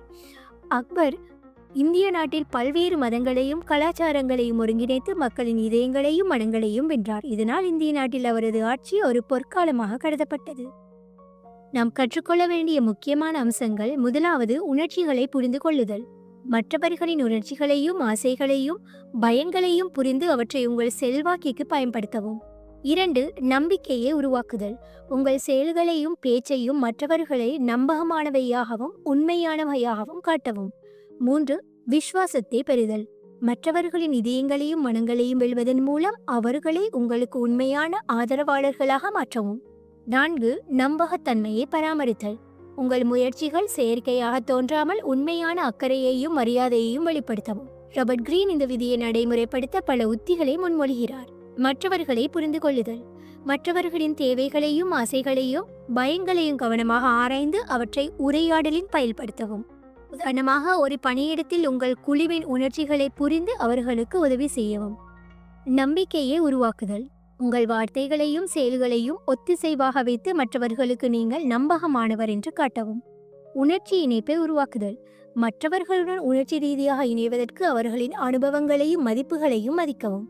மற்றவர்களின் இதயங்களையும் மனங்களையும் வெல்லுங்கள் என்பது மற்றவர்களின் உணர்ச்சிகளையும் நம்பிக்கைகளையும் புரிந்து அவர்களை உணர்ச்சி ரீதியாகவும் மனதளவிலும் உங்களுக்கு விசுவாசமாக்குவதன் மூலம் உங்கள் செல்வாக்கையும் ஆதிக்கத்தையும் உயர்த்துவதற்கு ஒரு சக்தி வாய்ந்த வழிகாட்டி. இதே உணர்ச்சிகளை புரிந்து கொள்ளுதல், நம்பிக்கையை உருவாக்குதல் மற்றும் நம்பகத்தன்மையை பராமரித்தல் ஆகியவற்றின் முக்கியத்துவத்தை வலியுறுத்துகிறது. 44வது விதி: Disarm and infuriate with the mirror effect. கண்ணாடி விளைவால் ஆயுதம் இழக்கச் செய்து கோபப்படுத்து. இந்த விதி மற்றவர்களின் செயல்கள், நடத்தைகள் அல்லது உத்திகளை அவர்களுக்கு எதிராகவே பிரதிபலிக்கச் செய்வதன் மூலம் அவர்களை குழப்பி ஆயுதம் இழக்கச் செய்து அல்லது கோபப்படுத்தி உங்கள் செல்வாக்கையும் ஆதிக்கத்தையும் உயர்த்துவதற்கு ஒரு மூலோபாயமாக அமைகிறது. இந்த விதி மற்றவர்களின் நடத்தையை அவர்களுக்கு ஒரு கண்ணாடியாக காட்டுவது, அவர்களே தங்களுடைய பலவீனங்களை உணர வைத்து அவர்களின் கட்டுப்பாட்டை இழக்கச் செய்யும் என்று வலியுறுத்துகிறது. இது உங்களை ஒரு மூலோபாயவாதியாகவும் சூழ்நிலைகளை கையாளுபவராகவும் மாற்றும். ஆனால் இந்த உத்தி மிகைப்படுத்தப்பட்டால் மற்றவர்கள் உங்களை நயவஞ்சகராகவோ அல்லது ஆபத்தானவராகவோ கருதி உங்களுக்கு எதிராக திரும்பலாம். எனவே மிகவும் நயமாகவும் கவனமாகவும் கையாள வேண்டும். ராபர்ட் கிரீன் இந்த விதியை விளக்குவதற்கு வரலாற்று உதாரணங்களை பயன்படுத்துகிறார். ஒரு முக்கிய உதாரணமாக 16ஆம் நூற்றாண்டில் இங்கிலாந்து நாட்டின் ராணியாகவும் தனது அரசியல் திறமைக்கு புகழ்பெற்றவராகவும் விளங்கிய முதலாவது எலிசபெத் என்ற நபரின் கதையை அவர் குறிப்பிடுகிறார். இவர் இங்கிலாந்து நாட்டில் தனது எதிரிகளின் உத்திகளை அவர்களுக்கு எதிராகவே பிரதிபலித்து அவர்களை குழப்பி ஆயுதமிழக்கச் செய்தார். உதாரணமாக, அவர் தனது எதிரிகளின் நயவஞ்சகமான பேச்சுக்களை அவர்களுக்கு ஒரு கண்ணாடியாக காட்டி அவர்களை அம்பலப்படுத்தினார். இதனால் இங்கிலாந்து நாட்டில் அவரது ஆட்சி உறுதியானது. மற்றொரு உதாரணமாக, 19ஆம் நூற்றாண்டில் இந்திய நாட்டில் ஜான்சி ராணியாகவும் ஆங்கிலேயருக்கு எதிரான போராட்டத்தில் புரட்சியாளராகவும் புகழ்பெற்ற ராணி லக்ஷ்மி பாய் என்ற நபரை மேற்கோள் காட்டுகிறார். இவர் இந்திய நாட்டில் ஆங்கிலேயரின் இராணுவ உத்திகளை அவர்களுக்கு எதிராகவே பயன்படுத்தி அவர்களை குழப்பி தனது எதிர்ப்பை வலுப்படுத்தினார். இது இந்திய நாட்டில் அவரை ஒரு புரட்சிகர தலைவராக உயர்த்தியது. இதன் முக்கிய அம்சங்கள்: முதலாவது, பிரதிபலிப்பின் சக்தி. மற்றவர்களின் செயல்கள், நடத்தைகள் அல்லது உத்திகளை அவர்களுக்கு ஒரு கண்ணாடியாக பிரதிபலித்து அவர்களை குழப்பவும் அல்லது ஆயுதமிழக்கச் செய்யவும். 2, கோபத்தை தூண்டுதல். மற்றவர்களின் பலவீனங்களை அவர்களுக்கு காட்டுவதன் மூலம் அவர்களை உணர்ச்சி ரீதியாக கட்டுப்பாட்டை இழக்கச் செய்யலாம். 3, நயவஞ்சகத்தை மறைத்தல். உங்கள் பிரதிபலிப்பு செயல்கள் உங்களுடன் தொடர்பில்லாதவை போல தோன்ற வேண்டும். இதனால் மற்றவர்கள் உங்களை குற்றம் சாட்ட முடியாது. 4, நம்பகத்தன்மையை பராமரித்தல்.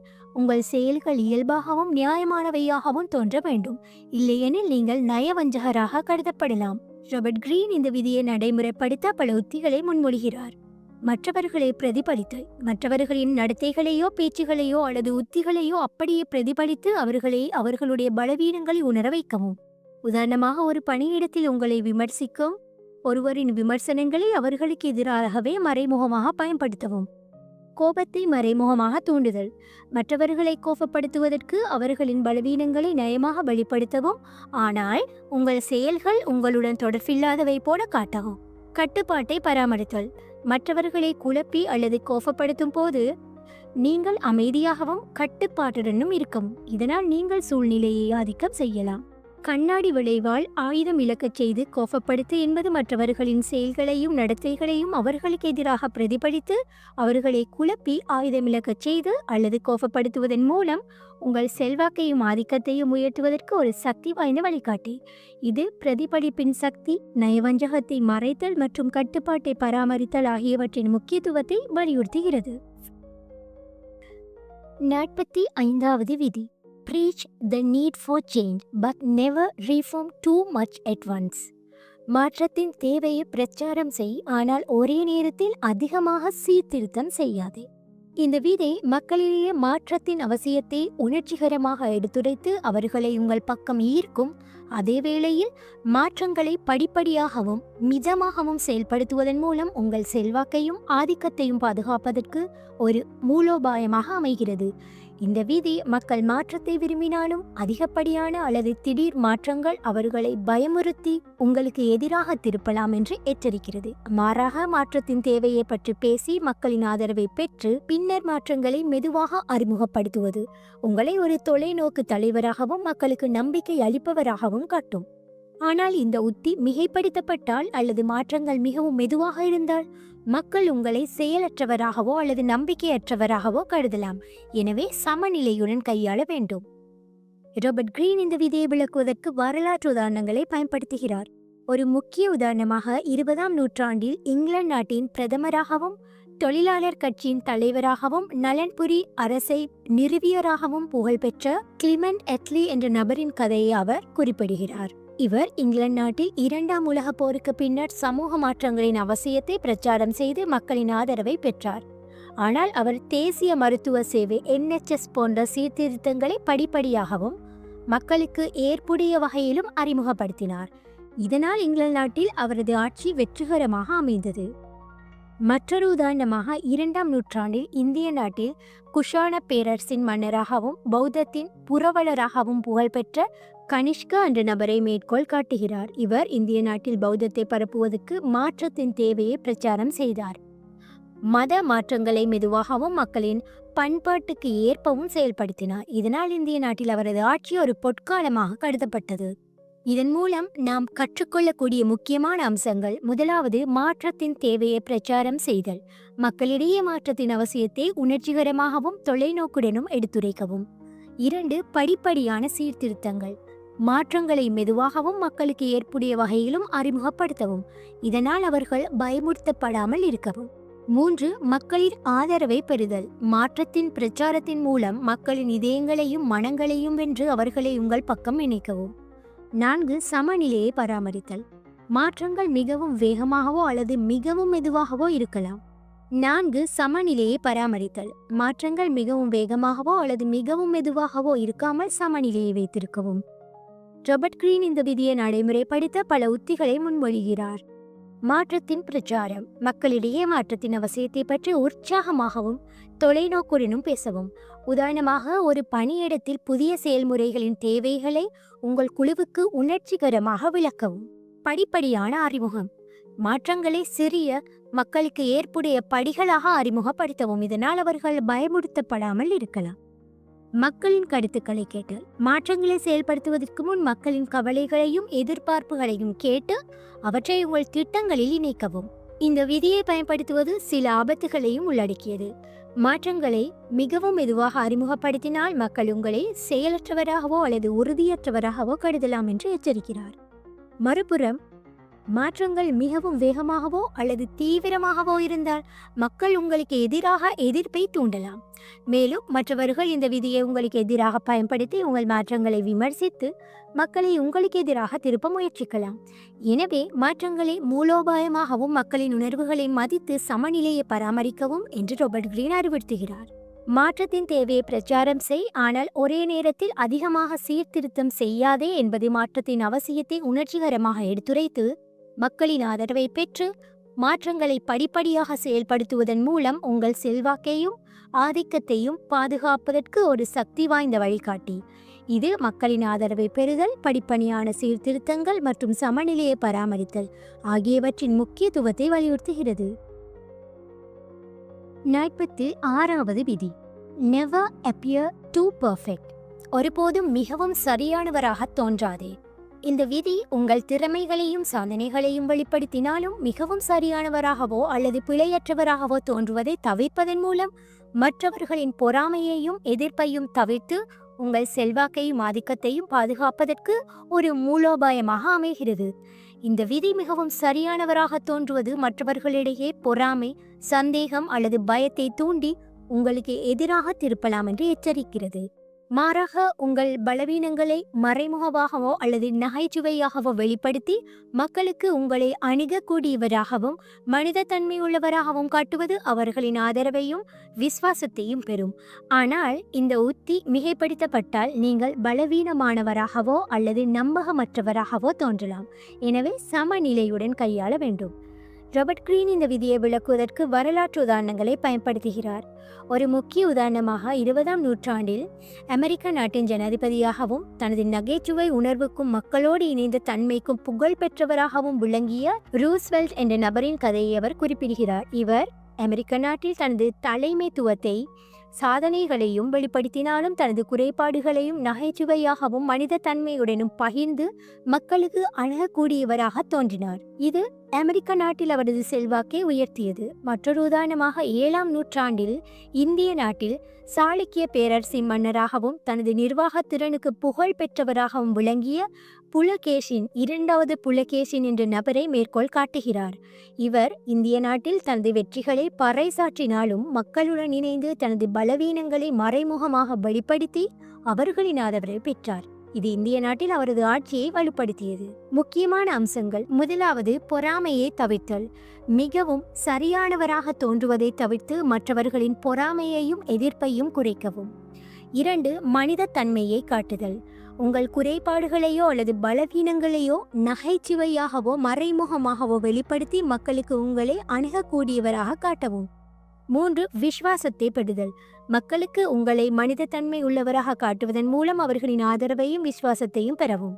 4, சமநிலையை பராமரித்தல். உங்கள் பலவீனங்களை வெளிப்படுத்தும் போது உங்கள் திறமைகளையும் மரியாதையையும் குறைத்து விடாமல் சமநிலையை வைத்திருக்கவும்.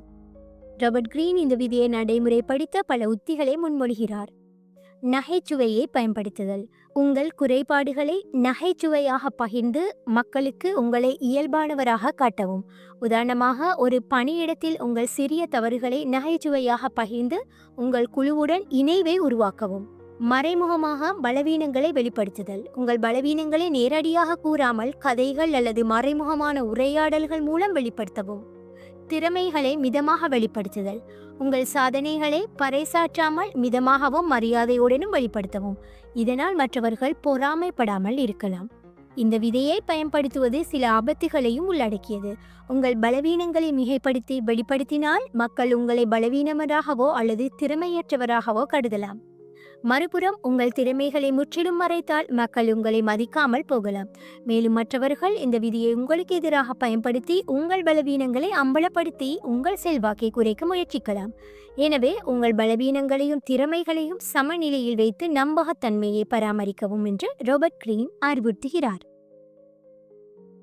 47வது விதி, Do not go past the mark you aimed for. In victory, learn when to stop.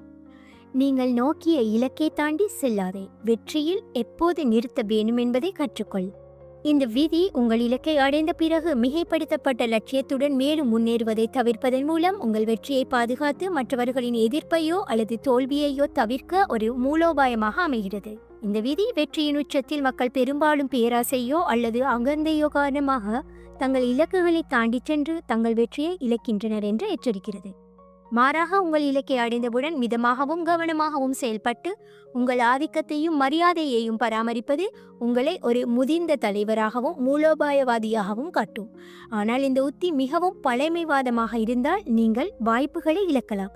எனவே சமநிலையுடன் கையாள வேண்டும். ராபர்ட் கிரீன் இந்த விதியை விளக்குவதற்கு வரலாற்று உதாரணங்களை பயன்படுத்துகிறார். ஒரு முக்கிய உதாரணமாக 20ஆம் நூற்றாண்டில் அமெரிக்க நாட்டின் ஜனாதிபதியாகவும் முதலாம் உலகப் போருக்கு பின்னர் உலக அமைதிக்கு முயன்றவராகவும் புகழ்பெற்ற வூட்ரோ வில்சன் என்ற நபரின் கதையை அவர் குறிப்பிடுகிறார்.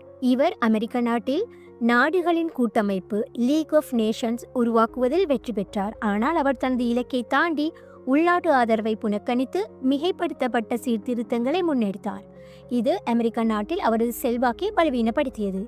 மற்றொரு உதாரணமாக 14ஆம் நூற்றாண்டில் இந்திய நாட்டில் விஜயநகர பேரரசை நிறுவியவர்களை மேற்கோள் காட்டுகிறார். விஜயநகர பேரரசின் ஆரம்ப மன்னர்கள் இந்திய நாட்டில் தங்கள் எதிரிகளை வென்ற பிறகு தங்கள் வெற்றியை பாதுகாக்க மிகைப்படுத்தப்பட்ட விரிவாக்கத்தை தவிர்த்து நிர்வாகத்தையும் கலாச்சாரத்தையும் வலுப்படுத்தினர். இது இந்திய நாட்டில் விஜயநகர பேரரசை ஒரு வலிமையான சக்தியாக நிலைநிறுத்தியது. இதில் நாம் கற்றுக்கொள்ளக்கூடிய பாடங்கள்: முதலாவது, இலக்கை தாண்டாமல் இருத்தல். உங்கள் இலக்கை அடைந்தவுடன் பேராசையோ அகந்தையோ காரணமாக மேலும் முன்னேறுவதை தவிர்க்கவும். 2, வெற்றியை பாதுகாத்தல். உங்கள் வெற்றியை பராமரிக்க மிதமாகவும் கவனமாகவும் செயல்பட்டு மற்றவர்களின் ஆதரவை தக்க வைக்கவும். 3, நிறுத்துவதற்கான நேரத்தை அறிதல். வெற்றியின் உச்சத்தில் எப்போதும் நிறுத்த வேண்டும் என்பதை மூலோபாயமாக அறிந்து தோல்வியை தவிர்க்கவும். 4, மரியாதையை பராமரித்தல். உங்கள் மிதமான அணுகுமுறையால் மற்றவர்கள் உங்களை முதிர்ந்தவராகவும் நம்பகமானவராகவும் மதிக்கச் செய்யவும். ராபர்ட் கிரீன் இந்த விதியை நடைமுறைப்படுத்த பல உத்திகளை முன்மொழிகிறார். இலக்குகளை தெளிவாக வரையறுத்தல். உங்கள் இலக்குகளை முன்கூட்டியே தெளிவாக அமைத்து அவற்றை அடைந்தவுடன் மேலும் முன்னேறுவதை தவிர்க்கவும். உதாரணமாக, ஒரு வணிகத்தில் உங்கள் லாப இலக்கை அடைந்தவுடன் மிகைப்படுத்தப்பட்ட விரிவாக்கத்தை தவிர்க்கவும். வெற்றியை பகிர்ந்து கொள்ளுதல். உங்கள் வெற்றியை மற்றவர்களுடன் பகிர்ந்து அவர்களின் ஆதரவை தக்க வைத்து பொறாமையை தவிர்க்கவும். நிறுத்துவதற்கான நேரத்தை அறிதல். உங்கள் வெற்றியின் உச்சத்தில் மற்றவர்களின் எதிர்ப்பு அல்லது சூழ்நிலைகளின் மாற்றத்தை கவனித்து மூலோபாயமாக நிறுத்தவும். இந்த விதியை பயன்படுத்துவது சில ஆபத்துகளை உள்ளடக்கியது. ராபர்ட் கிரீன் மிகவும் பழமைவாதமாக இருந்து வெற்றியை மேலும் விரிவாக்குவதற்கான வாய்ப்புகளை நிறுத்தினால் நீங்கள் வளர்ச்சியை இழக்கலாம் என்று எச்சரிக்கிறார். மறுபுறம், உங்கள் இலக்கை தாண்டி முன்னேறினால் மற்றவர்கள் உங்களை பேராசைக்காரராகவோ அல்லது அகந்தையுடையவராகவோ கருதி உங்களுக்கு எதிராக திரும்பலாம். மேலும் மற்றவர்கள் இந்த விதியை உங்களுக்கு எதிராக பயன்படுத்தி உங்கள் வெற்றியை குறைத்து மதிப்பிட முயற்சிக்கலாம். எனவே உங்கள் வெற்றியை பாதுகாக்கும் அதே வேளையில் வளர்ச்சிக்கான வாய்ப்புகளை மூலோபாயமாக ஆராயும் என்று அறிவுறுத்துகிறார். நீங்கள் நோக்கி இலக்கை தாண்டி செல்லாதே வெற்றியில் எப்போது நிறுத்த வேண்டும் என்பதை கற்றுக்கொள் என்பது உங்கள் இலக்கை அடைந்த பிறகு மிகைப்படுத்தப்பட்ட லட்சியத்தை தவிர்த்து உங்கள் வெற்றியை பாதுகாப்பதற்கு ஒரு சக்தி வாய்ந்த வழிகாட்டி. இது இலக்கை தாண்டாமல் இருத்தல், வெற்றியை பாதுகாத்தல் மற்றும் நிறுத்துவதற்கான நேரத்தை அறிதல் ஆகியவற்றின் முக்கியத்துவத்தை வலியுறுத்துகிறது. 48வது விதி, அஸ்யூம் ஃபார்ம்லெஸ்னஸ். வடிவமற்ற தன்மையை ஏற்றுக்கொள். இந்த விதி உங்கள் செயல்கள், உத்திகள் மற்றும் தோற்றத்தை எப்போதும் மாற்றியமைத்து எதிர்பார்க்க முடியாதவராகவும் கணிக்க முடியாதவராகவும் இருப்பதன் மூலம் உங்கள் எதிர்களை குழப்பி உங்கள் செல்வாக்கையும் ஆதிக்கத்தையும் பாதுகாப்பதற்கு ஒரு மூலோபாயமாக அமைகிறது. இந்த விதி ஒரு நிலையான வடிவத்தையோ அல்லது எளிதில் புரிந்து கொள்ளக்கூடிய பாணியையோ பின்பற்றுவது உங்கள் எதிரிகளுக்கு உங்களை இலக்கு வைக்கவோ அல்லது கையாளவோ வாய்ப்பளிக்கும் என்று எச்சரிக்கிறது. மாறாக, தீவிரமாகவும் புரிந்து கொள்ள முடியாதவராகவும் இருப்பது உங்களை புரிந்து கொள்வதற்கு கடினமாக்கி உங்கள் எதிரிகளை பலவீனப்படுத்தும். ஆனால் இந்த உத்தி மிகைப்படுத்தப்பட்டால் நீங்கள் நம்பகமற்றவராகவோ அல்லது குழப்பமானவராகவோ தோன்றலாம். எனவே மக்களின் ஆதரவை பராமரிக்கும் வகையில் கையாள வேண்டும். ராபர்ட் கிரீன் இந்த விதியை விளக்குவதற்கு வரலாற்று உதாரணங்களை பயன்படுத்துகிறார்.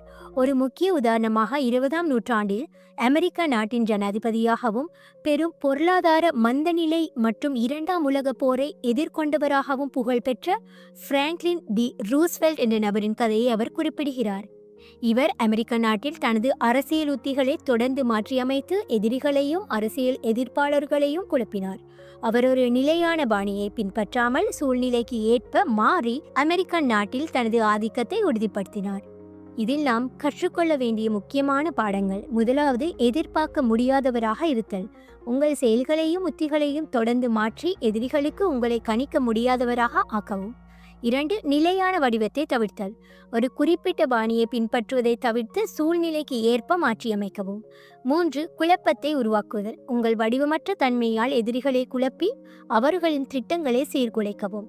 4. நம்பகத்தன்மையை பராமரித்தல். உங்கள் மாற்றங்கள் மிகவும் குழப்பமானவையாக இல்லாமல் மக்களின் ஆதரவையும் நம்பிக்கையையும் தக்க வைக்கவும். ராபர்ட் கிரீன் இந்த விதியை நடைமுறைப்படுத்த பல உத்திகளை முன்மொழிகிறார். அணுகுமுறைகளை தொடர்ந்து மாற்றி எதிரிகளுக்கு உங்களை புரிந்து கொள்ள முடியாதவராக ஆக்கவும். உதாரணமாக, ஒரு பணியிடத்தில் உங்கள் பேச்சு மற்றும் முடிவெடுக்கும் பாணியை சூழ்நிலைக்கு ஏற்ப மாற்றவும். மறைமுகமாக செயல்படுதல். உங்கள் உண்மையான நோக்கங்களை மறைத்து உங்கள் செயல்கள் எதிர்பார்க்க முடியாதவையாக தோன்றச் செய்யவும். சூழ்நிலையை ஆராய்ந்து மாறுதல். உங்கள் எதிரிகளின் செயல்களையும் சூழ்நிலைகளையும் கவனித்து அதற்கு ஏற்ப உங்கள் உத்திகளை மாற்றியமைக்கவும். இந்த விதியை பயன்படுத்துவது சில ஆபத்துகளை உள்ளடக்கியது. உங்கள் வடிவமற்ற தனிமை மிகவும் குழப்பமானதாகவோ அல்லது நம்பகமற்றதாகவோ தோன்றினால் மக்கள் உங்களை நம்பாமல் உங்களை தவிர்க்கலாம் என்று எச்சரிக்கிறார். மறுபுறம், உங்கள் மாற்றங்கள் மிகவும் கணிக்க முடியாதவையாக இருந்தால் உங்கள் ஆதரவாளர்கள் உங்களை புரிந்து கொள்ளாமல் உங்களுக்கு எதிராக திரும்பலாம். மேலும் மற்றவர்கள் இந்த விதியை உங்களுக்கு எதிராக பயன்படுத்தி உங்களை குழப்ப முயற்சிக்கலாம். எனவே உங்கள் வடிவமற்ற தன்மையை மூலோபாயமாகவும் மக்களின் நம்பிக்கையை பராமரிக்கும் வகையிலும் பயன்படுத்தவும் என்று ராபர்ட் கிரீன் அறிவுறுத்துகிறார். வடிவமற்ற தன்மையை ஏற்றுக்கொள் என்பது உங்கள் செயல்களையும் உத்திகளையும் தொடர்ந்து மாற்றியமைத்து எதிர்பார்க்க முடியாதவராக இருப்பதன் மூலம் உங்கள் எதிர்களை குழப்பி உங்கள் செல்வாக்கையும் ஆதிக்கத்தையும் பாதுகாப்பதற்கு ஒரு சக்தி வாய்ந்த வழிகாட்டி. இது எதிர்பார்க்க முடியாதவராக இருத்தல், நிலையான வடிவத்தை தவிர்த்தல் மற்றும் நம்பகத்தன்மையை பராமரித்தல் ஆகியவற்றின் முக்கியத்துவத்தை வலியுறுத்துகிறது. முடிவுரை. ராபர்ட் கிரீன் எழுதிய த 48 Laws of Power எனும் இந்த புத்தகம் அதிகாரத்தின் விளையாட்டில் வெற்றி பெறுவதற்கு 48 மூலோபாய விதிகளை வழங்குகிறது. இந்த விதிகள் மனித இயல்புகளை புரிந்து உணர்ச்சிகளை, சூழ்நிலைகளை மற்றும் மக்களின் நடத்தைகளை மூலோபாயமாக கையாளுவதன் மூலம் உங்கள் செல்வாக்கை உயர்த்தவும் ஆதிக்கத்தை நிலைநாட்டவும் எதிரிகளை முறியடிக்கவும் வழிகாட்டுகின்றன. இந்த விதிகள் உங்களை ஒரு தொலைநோக்கு தலைவராகவும் மூலோபாயவாதியாகவும் மாற்றுவதற்கு வழிகாட்டுகின்றன. உதாரணமாக, மற்றவர்களின் இதயங்களையும் மனங்களையும் வெல்வது, மாற்றத்தை மிதமாக அறிமுகப்படுத்துவது அல்லது உங்கள் இலக்கை தாண்டாமல் நிறுத்துவது போன்ற உத்திகள் உங்கள் ஆதிக்கத்தை நிலைநிறுத்தச் செய்யும்.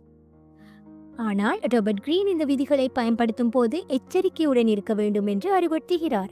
மிகைப்படுத்தப்பட்ட அல்லது நயவஞ்சகமான செயல்கள் உங்கள் நம்பகத்தன்மையையும் ஆதரவையும் இழக்கச் செய்யலாம். பொறாமை, எதிர்ப்பு அல்லது குழப்பத்தை தவிர்க்க இந்த விதிகளை சமநிலையுடன் உங்கள் மதிப்புகளுக்கு ஏற்பவும் பயன்படுத்த வேண்டும். எதிரிகளை கையாளுவதற்கு இந்த விதிகள் உதவினாலும் மனித தன்மையையும் நீதியையும் மறந்துவிடக் கூடாது. உதாரணமாக, மற்றவர்களை மிகவும் சரியானவராக தோன்றுவதை தவிர்ப்பது அல்லது கணிக்க முடியாதவராக இருப்பது உங்கள் செல்வாக்கை பாதுகாக்கும். ஆனால் இவை மிகைப்படுத்தப்பட்டால் நம்பிக்கையை இழக்கச் செய்யலாம். So friends, the 48 Laws of Power பயணம் ஒரு சக்தி வாய்ந்த அனுபவம். இந்த 48 விதிகள் உங்கள் இலக்குகளை அடைவதற்கும் செல்வாக்கை உயர்த்துவதற்கும் மூலோபாய வழிகாட்டிகளாக அமைகின்றன. ஆனால் இவற்றை பயன்படுத்தும் போது நேர்மையையும் மனித தன்மையையும் மறவாதீர்கள். உங்கள் பயணத்தின் மற்றவர்களின் இதயங்களை வெல்லுங்கள். மாற்றங்களை மூலோபாயமாக அறிமுகப்படுத்துங்கள். எதிர்பார்க்க முடியாதவராக இருங்கள், ஆனால் எப்போதும் உங்கள் மதிப்புகளை உயர்த்தி பிடியுங்கள். உங்கள் வெற்றி உங்கள் முடிவுகளில் உள்ளது. இந்த விதிகளை உங்கள் வாழ்க்கையில் புத்திசாலித்தனமாக பயன்படுத்தி உங்கள் கனவுகளை நனவாக்குங்கள்.